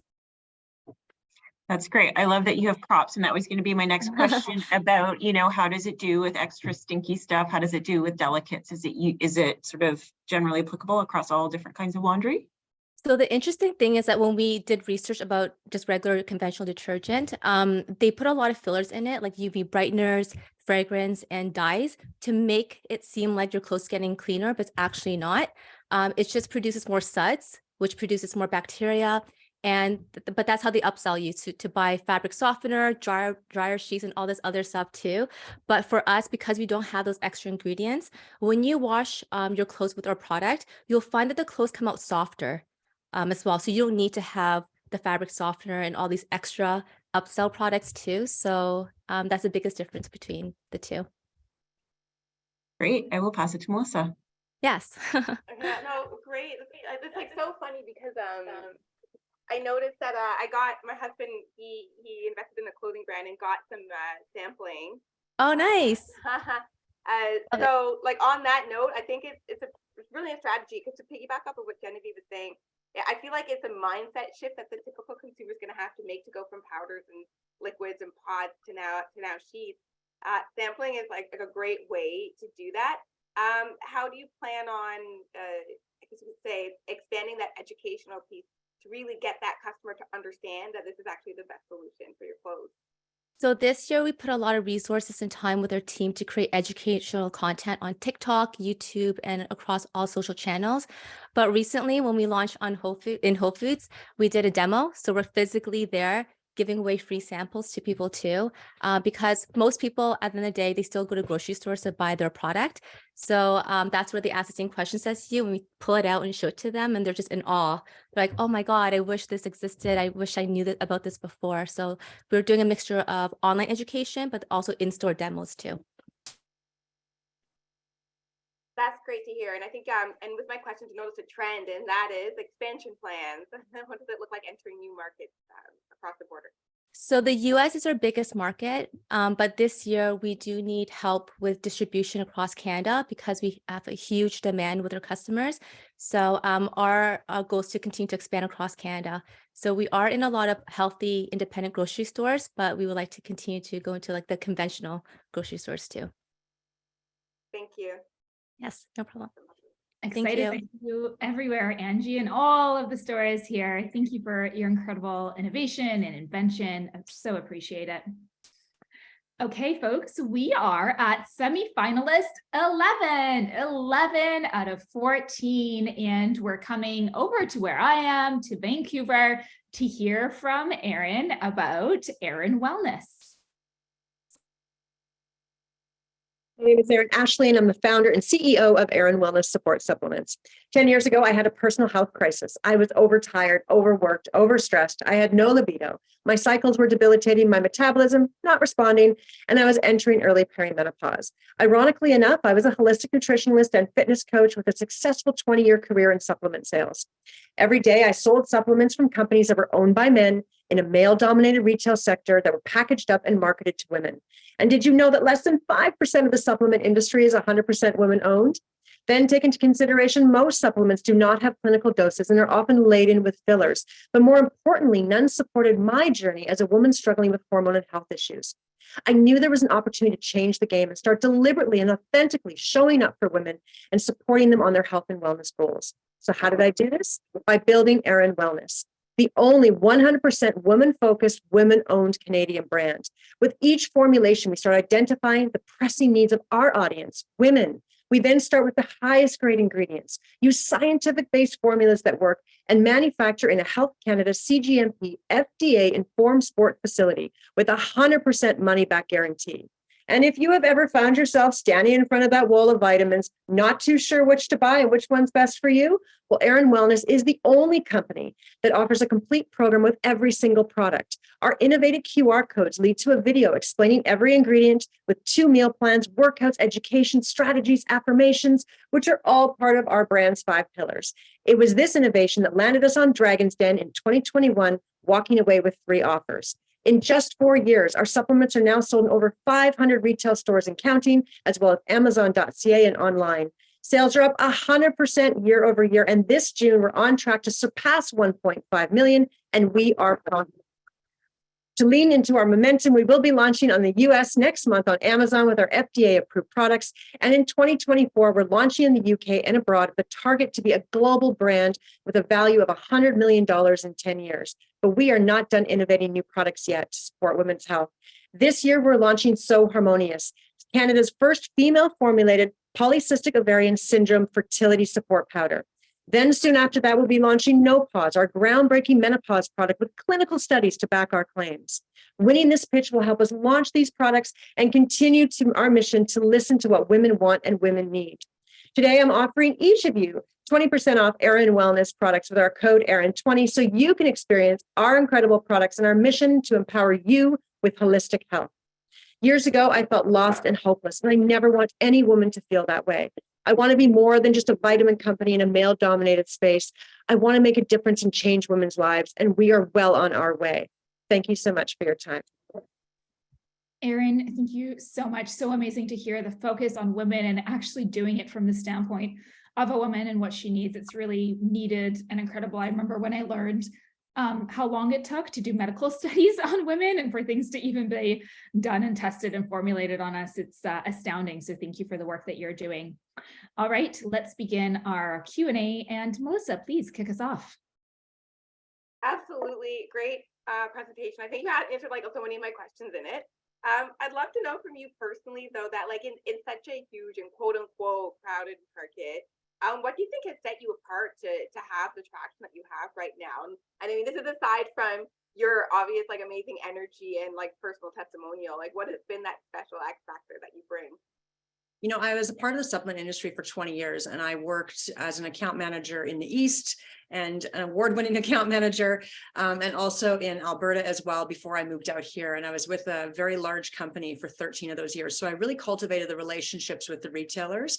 And that's a really big part of it, is making sure that my retailers can make the margins they need to make in order to take care of their families. So I think that what that has done is enabled a trust between us, and that they want to support my brand, and knowing that no matter where the product can be found, there always is going to be a MAP or everyday low pricing in which I can protect my retailers. And so everybody can make margins. So in that, I found that's really given me the traction, as well as I understand the marketing aspect of things when you know how to do end caps and spiffs and all the stuff you need to do to make products successful. Awesome. And then one last question is, and how does that translate to like the customer adoption of your project? It's doing so well, it sounds like. So in the eyes of the consumer now that it's on the shelves, what makes them grab your jar?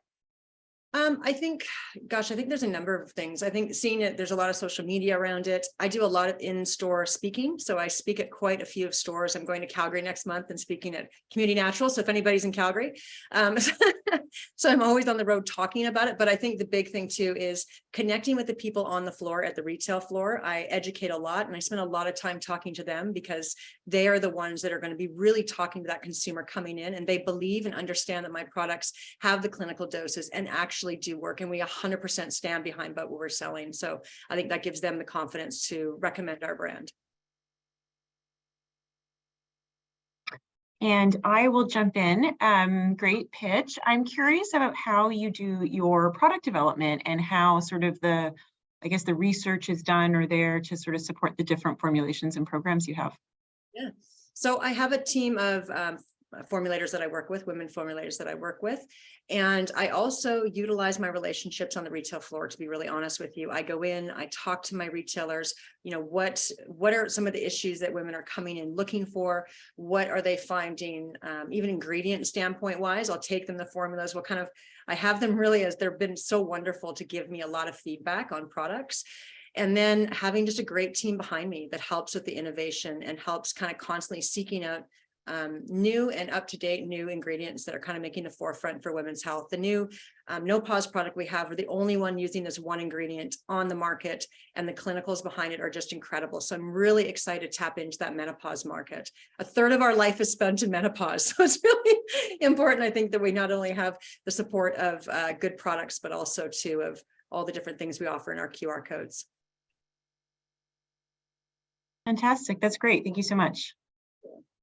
Amazing. Thank you so much. Well done, Erin. Thank you. Thank you.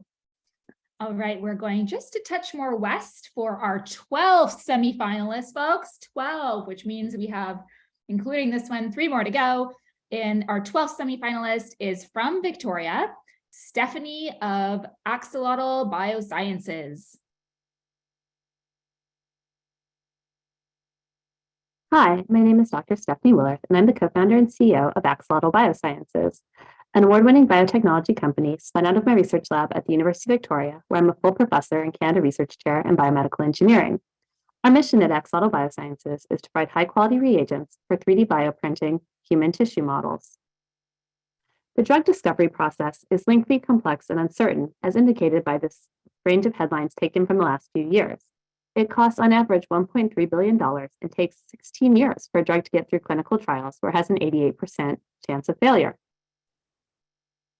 3D bioprinting human tissue models can help reduce the time, cost, and failure rate of the drug discovery process by providing more accurate test models using patient-derived human cells.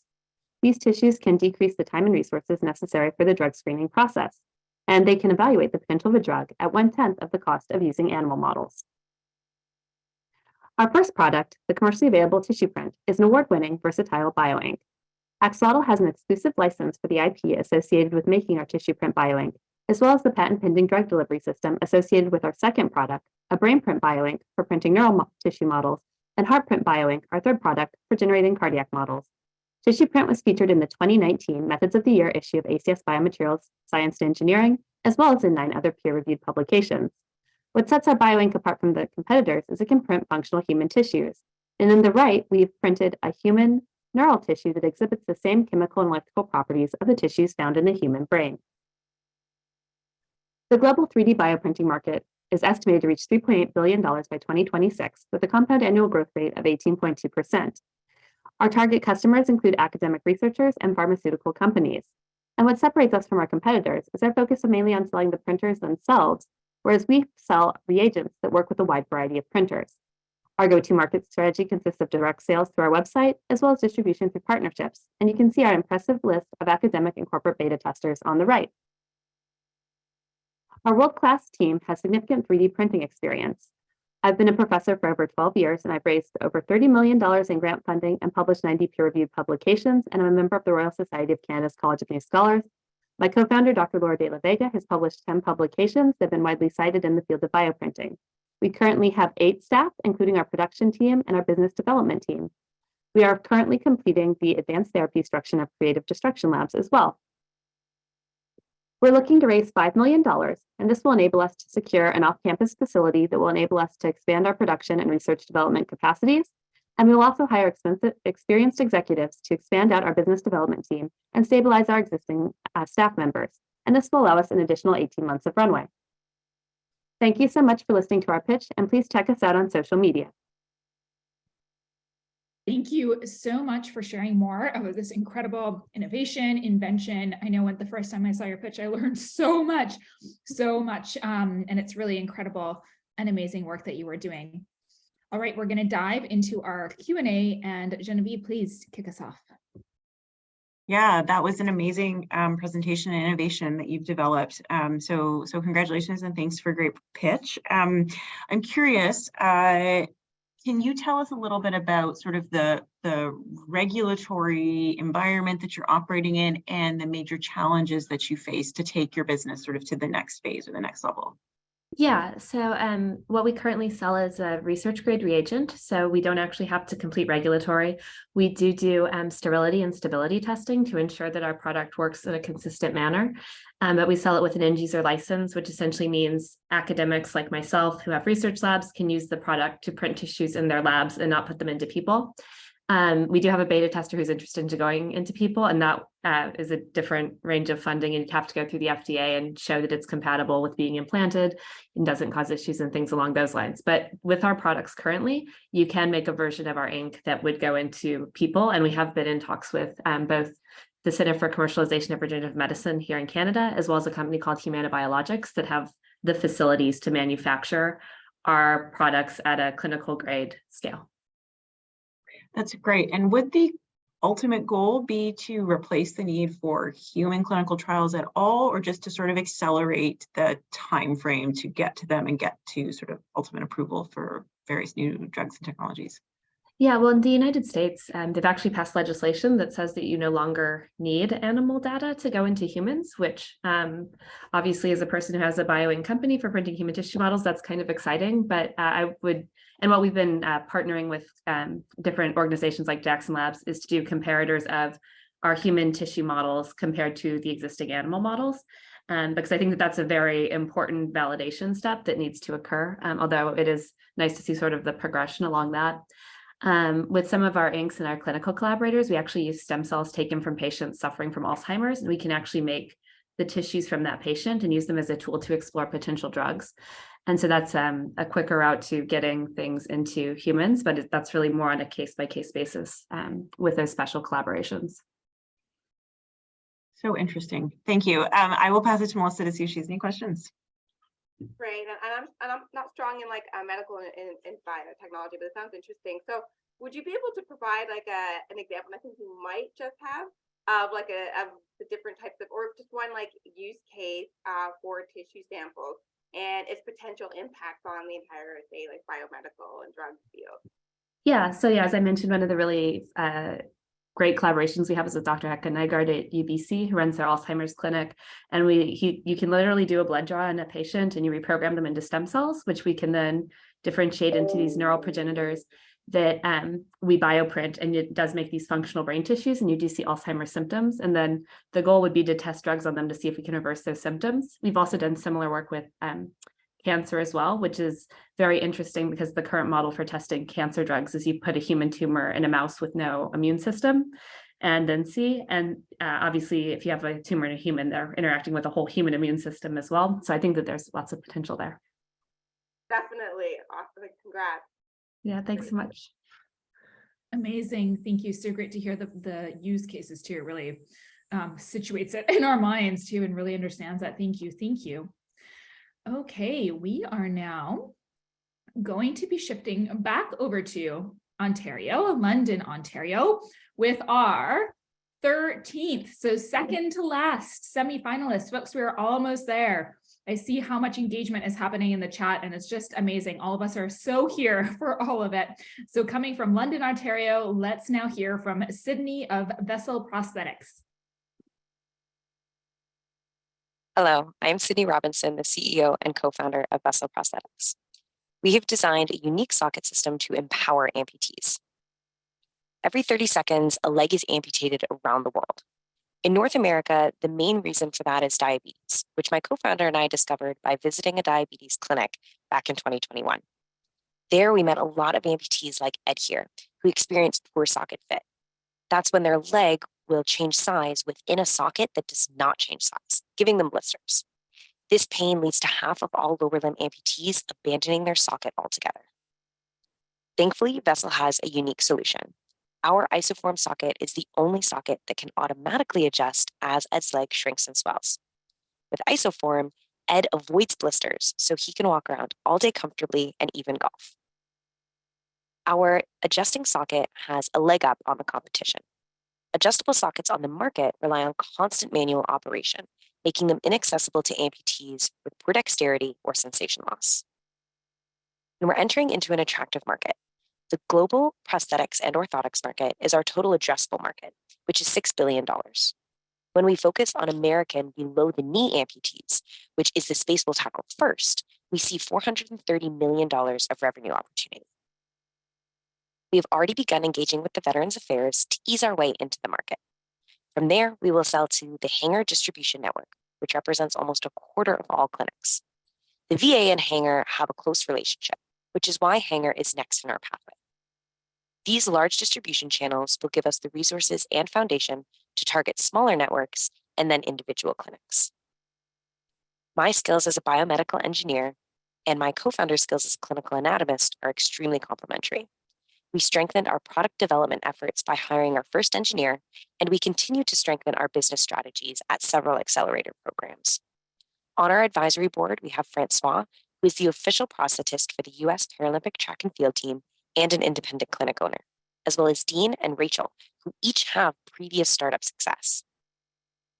We have secured $700,000 in dilutive and non-dilutive funding from nearly a dozen sources, filed our first patent, and begun working with the Veterans Affairs Innovation Network on product validation.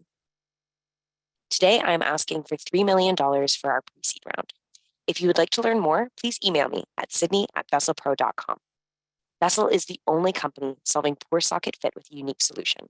Join us in helping amputees like Ed get reliably back on their feet. Thank you.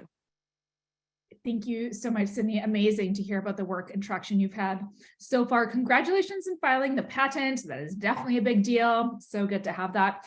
And for the launch of your raise, really exciting, exciting time ahead for you. Thank you so much. You're welcome. All right, let's dive into our Q&A and kicking us off. Melissa, please. All right, thank you. This is a topic that's near and dear to my heart. My close cousin that lived with me for 10 years. She actually is an amputee too and uses a prosthetic on her right leg from like the thigh downwards. So awesome to hear. And so I'm very well familiar with the challenges that come with it. And so I'm just curious now about that FDA approval timeline. Can you speak more about that, what that process was like, and how much more you still have to go? Absolutely. Thank you for that insight. It's definitely, I'm always astounded at how many people have a close connection that is experiencing this problem. Really speaks to the widespread nature of this issue. So in terms of the FDA pathway, so what we've done is we've engaged with the regulatory consultant in order to get confirmation that we're a Class 1 medical device. So we've got a justification for that document now. And when we look at all of our competitors, they're also Class 1. So we're very confident in our classification. In terms of Canada, for Health Canada, it'll take about a month by the time we file in order to actually get our MDEL, which is our medical device license. And in the United States, you actually just register as a Class 1 medical device. So in both cases, the application process and registration is very quick, and it's only contingent on our adherence to basic controls, which dictates a lot of the documentation that we'll need to have. Thank you. And again, another one of my favorite questions is where do you see your technology going in 5 years and then in 10 years? And then I'll pass it to Genevieve. Sounds great. So we see ourselves as a global company as well, like many of the companies here. So we're going to launch in the United States and then work our way to Canada and Europe as well. And we have a whole suite of devices planned. So we're going to start with a below the knee device, automatically adjusting prosthetic socket. And that's because there's more below the knee amputees and the anatomy is a little bit different there. So we'll start there, move our way above the knee. Then we have plans for a pediatric specific device because children also grow taller, not just out. And then we have plans for complementary devices such as prosthetic liners, which are commonly used. And then we'd like to look at amputation surgery as a whole. It hasn't been innovated in many decades. So it's something that we think we could tackle so that we can see those implications on quality of life later on. Thank you for the question. Great answers and great presentation, not my area of expertise. So my question relates to how are these products reaching the people who need them? Who do you sell to? Is it one by one to individual patients, or do you sell to larger groups like Veterans Affairs, Hanger? How do you attack the market? Yeah, so we work in a business-to-business setting. So we sell to prosthetists, and then prosthetists are reimbursed for that prosthetic device. So we have to set up partnerships with large networks like Hanger and the VA in order to have those contracts in place. And then the individual prosthetists are the ones who are making the decision if they're prescribing our device or not. So really working on building out relationships through trade shows and conferences, as well as magazine ads, as archaic as that sounds, and then also online support communities for amputees specifically. Perfect. And with your last few seconds, any asks of the community? Absolutely. I'm always looking to get connected to amputees and prosthetists who can give us feedback on our device, and then also looking to connect with angels and VCs for our next raise. Great. Thank you all so much for your questions and to everyone for watching. Thank you, Sydney. Great asks of this community. Well done modeling that. Thank you. Thank you. All right, folks, shocking to you, everyone, including me, who has been walking us through each step by step, but we are arriving at our 14th semi-finalist today. So this is our last pitch of the day, and so excited to be welcoming Nadia and Simone, and Nadia doing this on behalf of herself and her co-founder of Marlowe. We're disrupting the $50 billion menstrual hygiene market with the world's first ever lubricated tampon. Growing up, I was a swimmer, and nothing was more frustrating to me than when I would have to pause on my life when on my period. On the one hand, tampons were so painful to insert, and on the other hand, pads, which were the only alternative, were bulky, uncomfortable, and limited me from doing the things that I love to do. And I wasn't alone. Whether it was your first period or you were premenopausal, experiencing dryness, this problem and our product was truly multi-generational. In fact, 1 in 3 women experience vaginal dryness, which is over 1.2 billion women worldwide.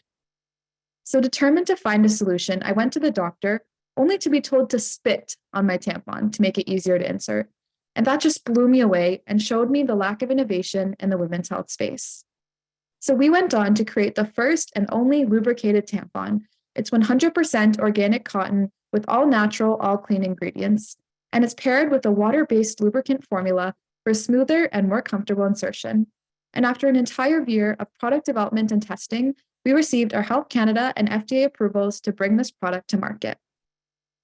Currently, people are trying to hack this solution at home by pouring lubricant over a tampon, whereas our solution is one easy, mess-free dip for smoother and more comfortable insertion. This is our founding team. We quit our full-time jobs in consulting at KPMG and in marketing at TELUS to bring Marlowe to market and pursue this full-time. We went on to complete the leading entrepreneurship accelerators, including Next 36. And we're backed by an incredible team of advisors with experts in retail, marketing, and medical professionals. We're in market generating revenue through our direct-to-consumer subscription model, which is perfectly matched to the customer's cycle. And we're partnered with 6 retailers across North America, including well.ca. But we realized our goal with Marlowe was much more than just this initial product.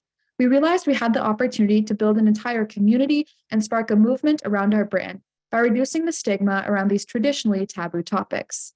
This has led to us growing an online following of over 50,000 individuals, and we've achieved over 70 million views on TikTok, really demonstrating our large organic reach. We've published over 100 blogs, allowing us to rank #1 for many key questions that our customers are searching, like why does my tampon hurt? And we're generating buzz across the media in what they're calling the modern menstrual movement. With all of this, our plan is to grow to $10 million in revenue in the next 3 years, including e-commerce, recurring subscribers, new retail expansion, new international markets, and continuing to release new products to build a one-stop shop for menstrual and reproductive wellness. And so our ask today is we're closing our seed round and we only have $300,000 left to close the round. Thank you. Thank you, Nadia. 300,000 left to close. Folks, you heard it here. Let's get that raise closed for this amazing business. Thank you so much for sharing more about Marlowe.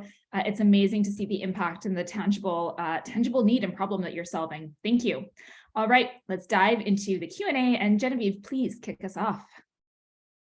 Yeah, great presentation. Thank you so much. I wonder if you could start by telling us a little bit about how you have developed the products, what goes into making them. I think, as you said, this is an area that hasn't had the transparency or the sort of information available to consumers. So how do you guys approach your products, what's in them, and kind of communicating that to women? Yeah, definitely. So I actually have the product here. It comes with a box like this. It comes with 18 tampons. And the biggest thing with our tampons is they're 100% organic cotton. So they have all clean, all natural ingredients, as opposed to the ones you would traditionally find at the drugstore. It's made with a plant-based applicator. So we've really prioritized that environmental sustainability, and the wrapper is all compostable as well. And then it comes with a bottle of lubricant in a box like this. And the biggest thing with the lubricant is it has this cross-slit valve. It might be a bit hard to see. The easiest way to describe it is what you would put your straw into a pop cup. That same valve is at the top of our bottle. So you dip the tampon in and then it comes out with a mess-free process. People were saying they didn't want arts and crafts in the bathroom stalls. We really made sure it was a mess-free process, and it's travel size, easy to just toss in your bag when you're on the go.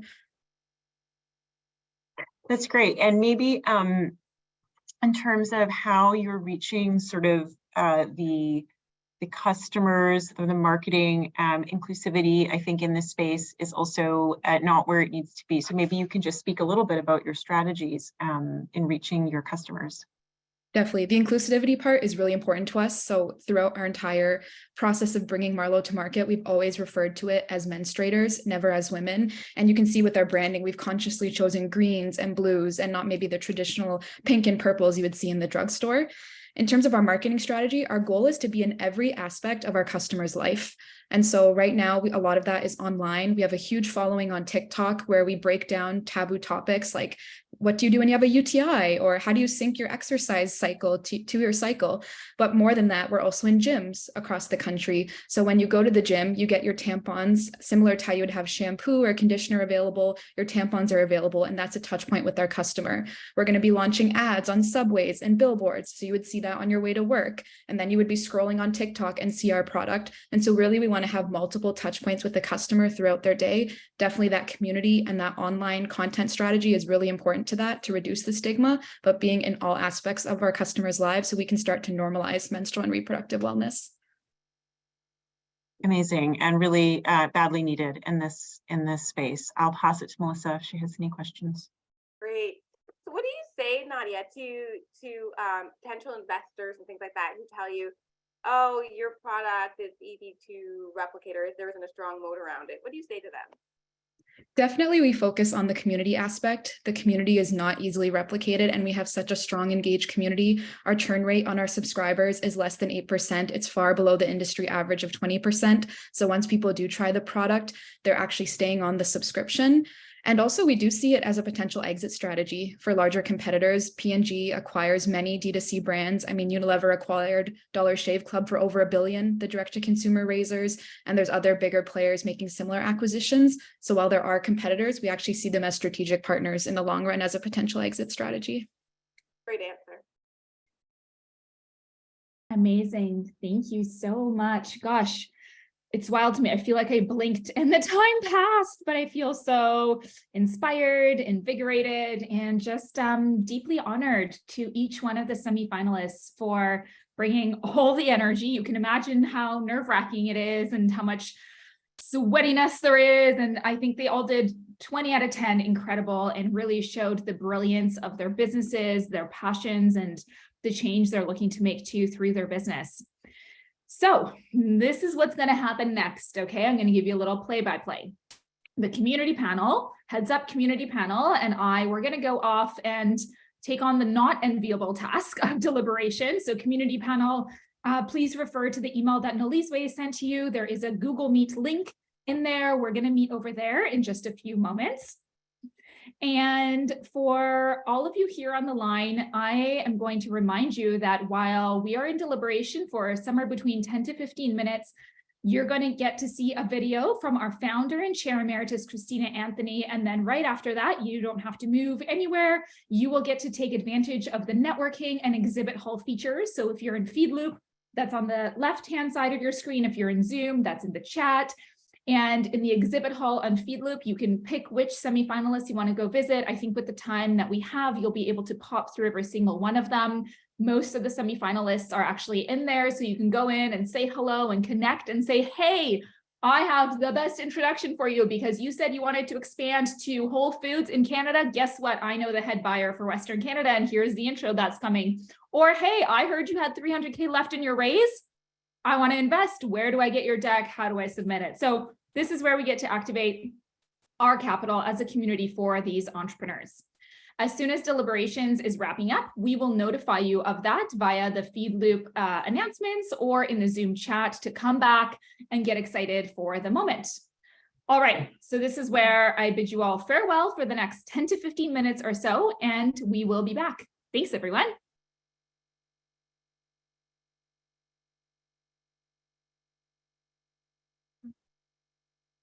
Hi, it's Christina Anthony here, the founder of the forum, and I'm so excited to talk to you about the Odlum Brown Forum Pitch Finale. I hope to see you all there April 27th so that we can join together to support the 3 incredible women entrepreneurs who are going to be pitching about their businesses.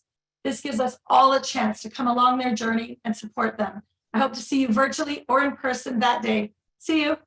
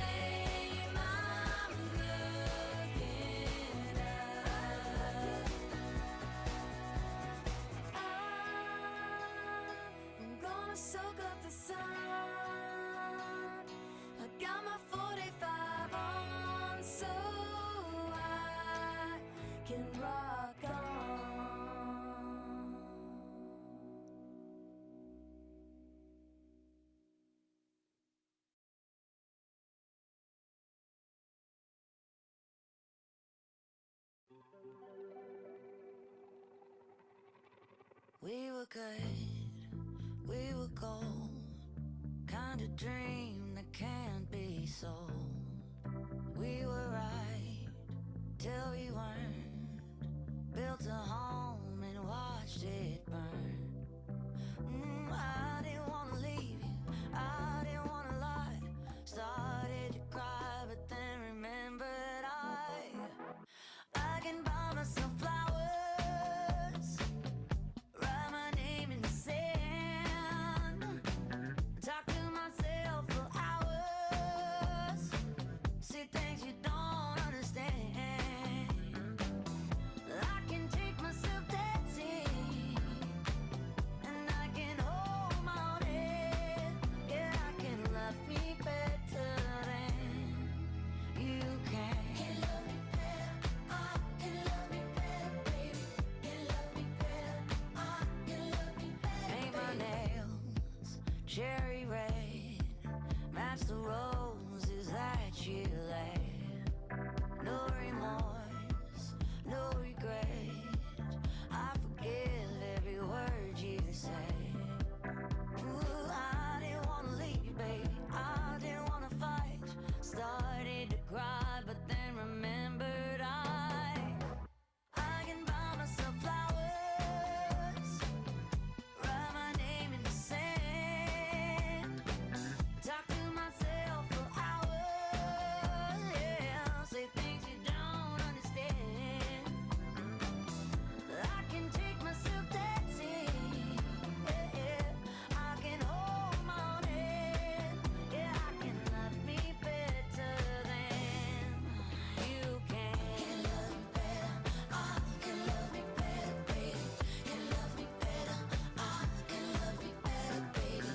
Can love me better, I can love me better, baby. Can love me better, I didn't wanna leave you, I didn't wanna fight.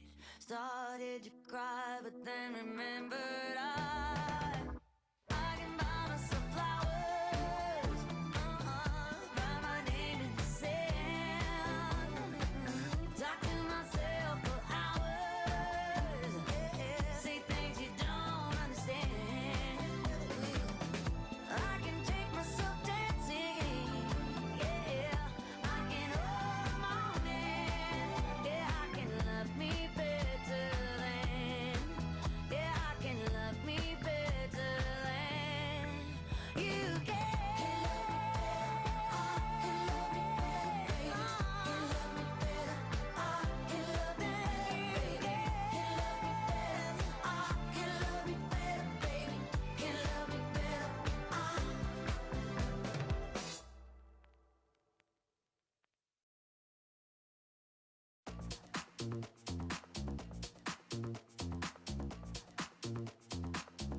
It's a human sign when things go wrong, when the scent of her lingers and temptation strong.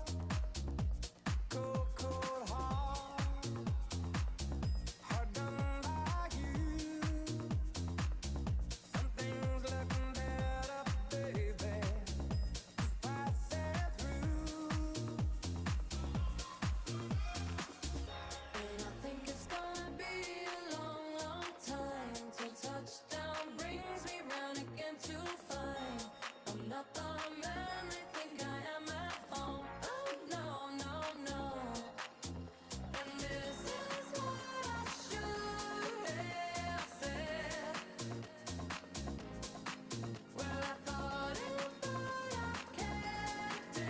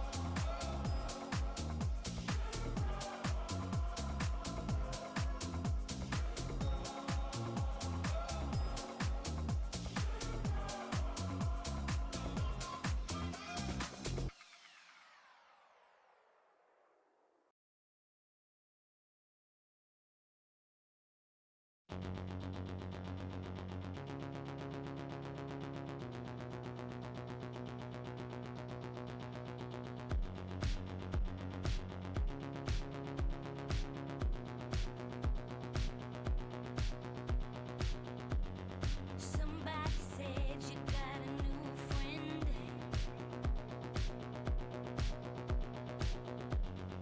Does she love you better than I can?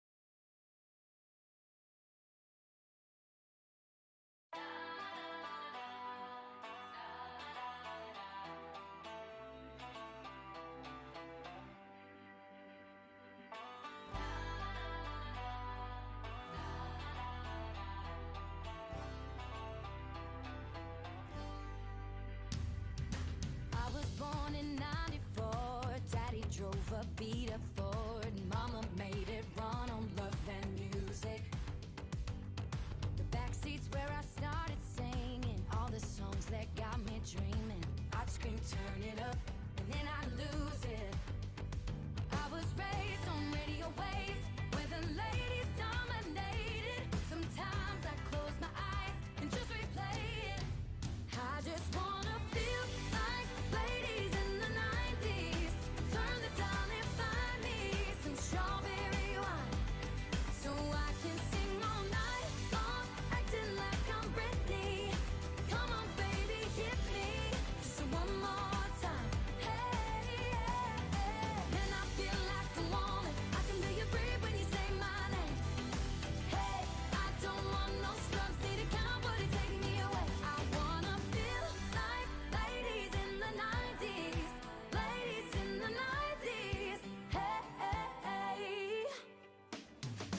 Diva in the living room, mama's heels on after school, learning all my moves on MTV. They weren't afraid to make a statement, that's what I call entertainment. All those women paved the way for me, yeah.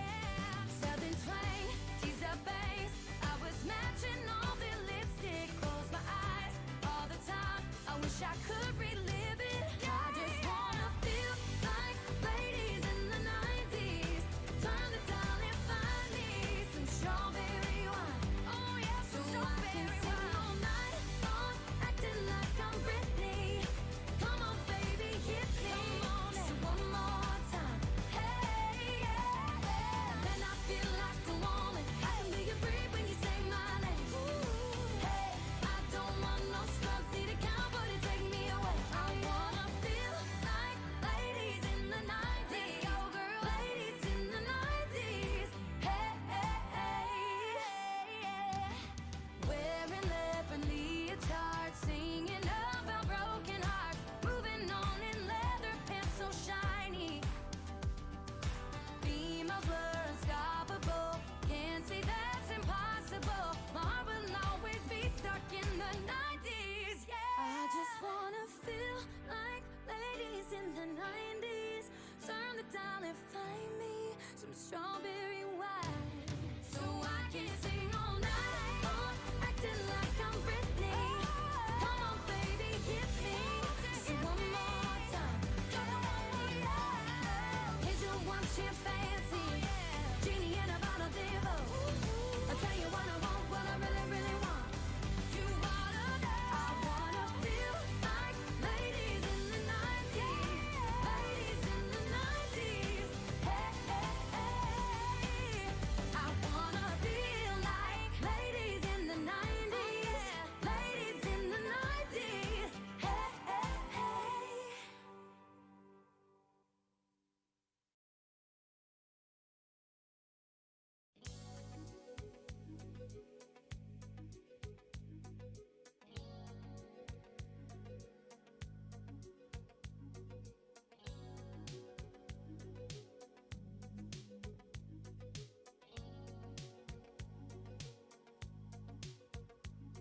You must understand, the touch of your hand makes my pulse react. That it's only the thrill of boy meeting girl, opposites attract. It's physical, only logical. You must try to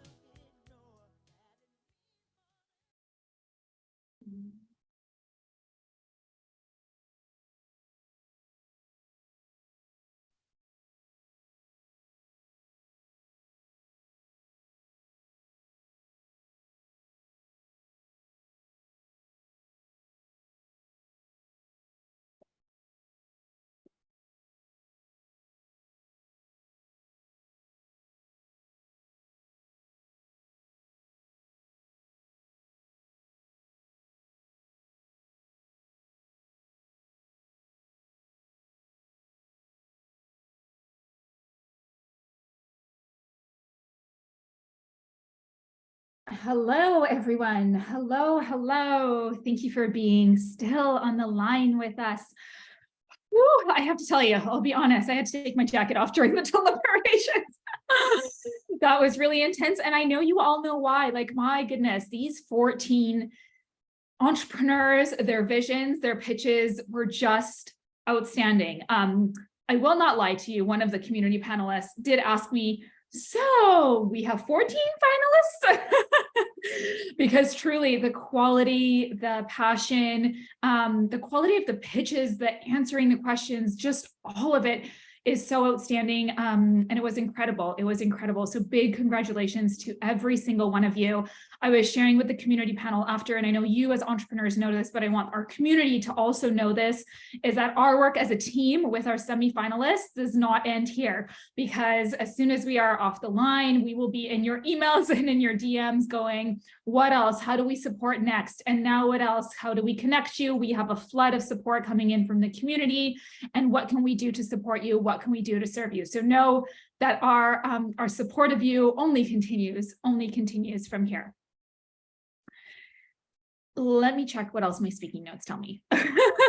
These are the intense moments. Okay, I think I've covered those pieces. And then folks on the line, just remind you, before you click off today, I expect that you are following all of our semi-finalists, you are posting about them, you are sharing, and you're activating your minds and going, here's how I can support, here's how I can activate.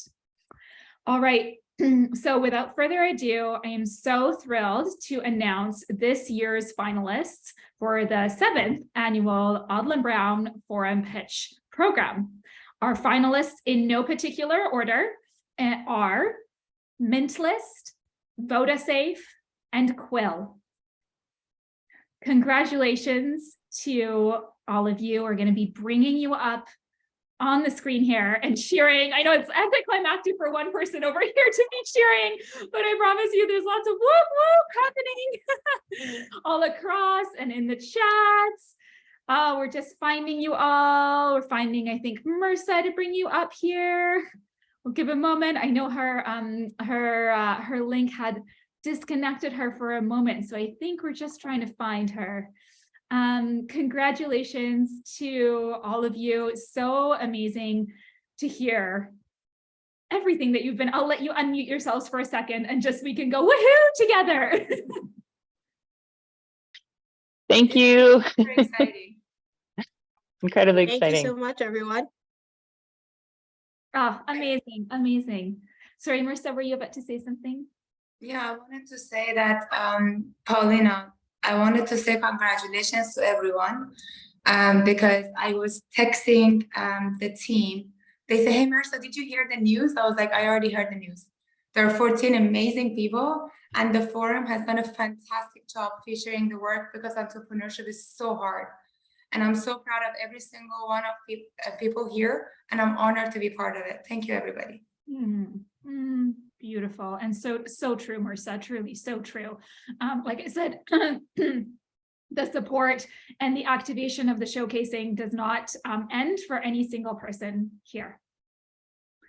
So with that, we're going to be concluding the 2012 semi-final. Thank you so much to each of the semi-finalists, our community panel, our vision coaches, and the forum team, all of the forum team, the kitchen tech team who made this event possible and for joining us in this journey, and the over 600 of you who tuned in live. I'm so excited to see what comes next for all of our semi-finalists and to watch these 3 entrepreneurs take the stage on April 27th at the Odlum Brown Forum Pitch Finale. Thank you for joining us. We will see you all on the virtuals everywhere that we are. Thanks, everyone. Thanks, everybody. Thank you, everyone.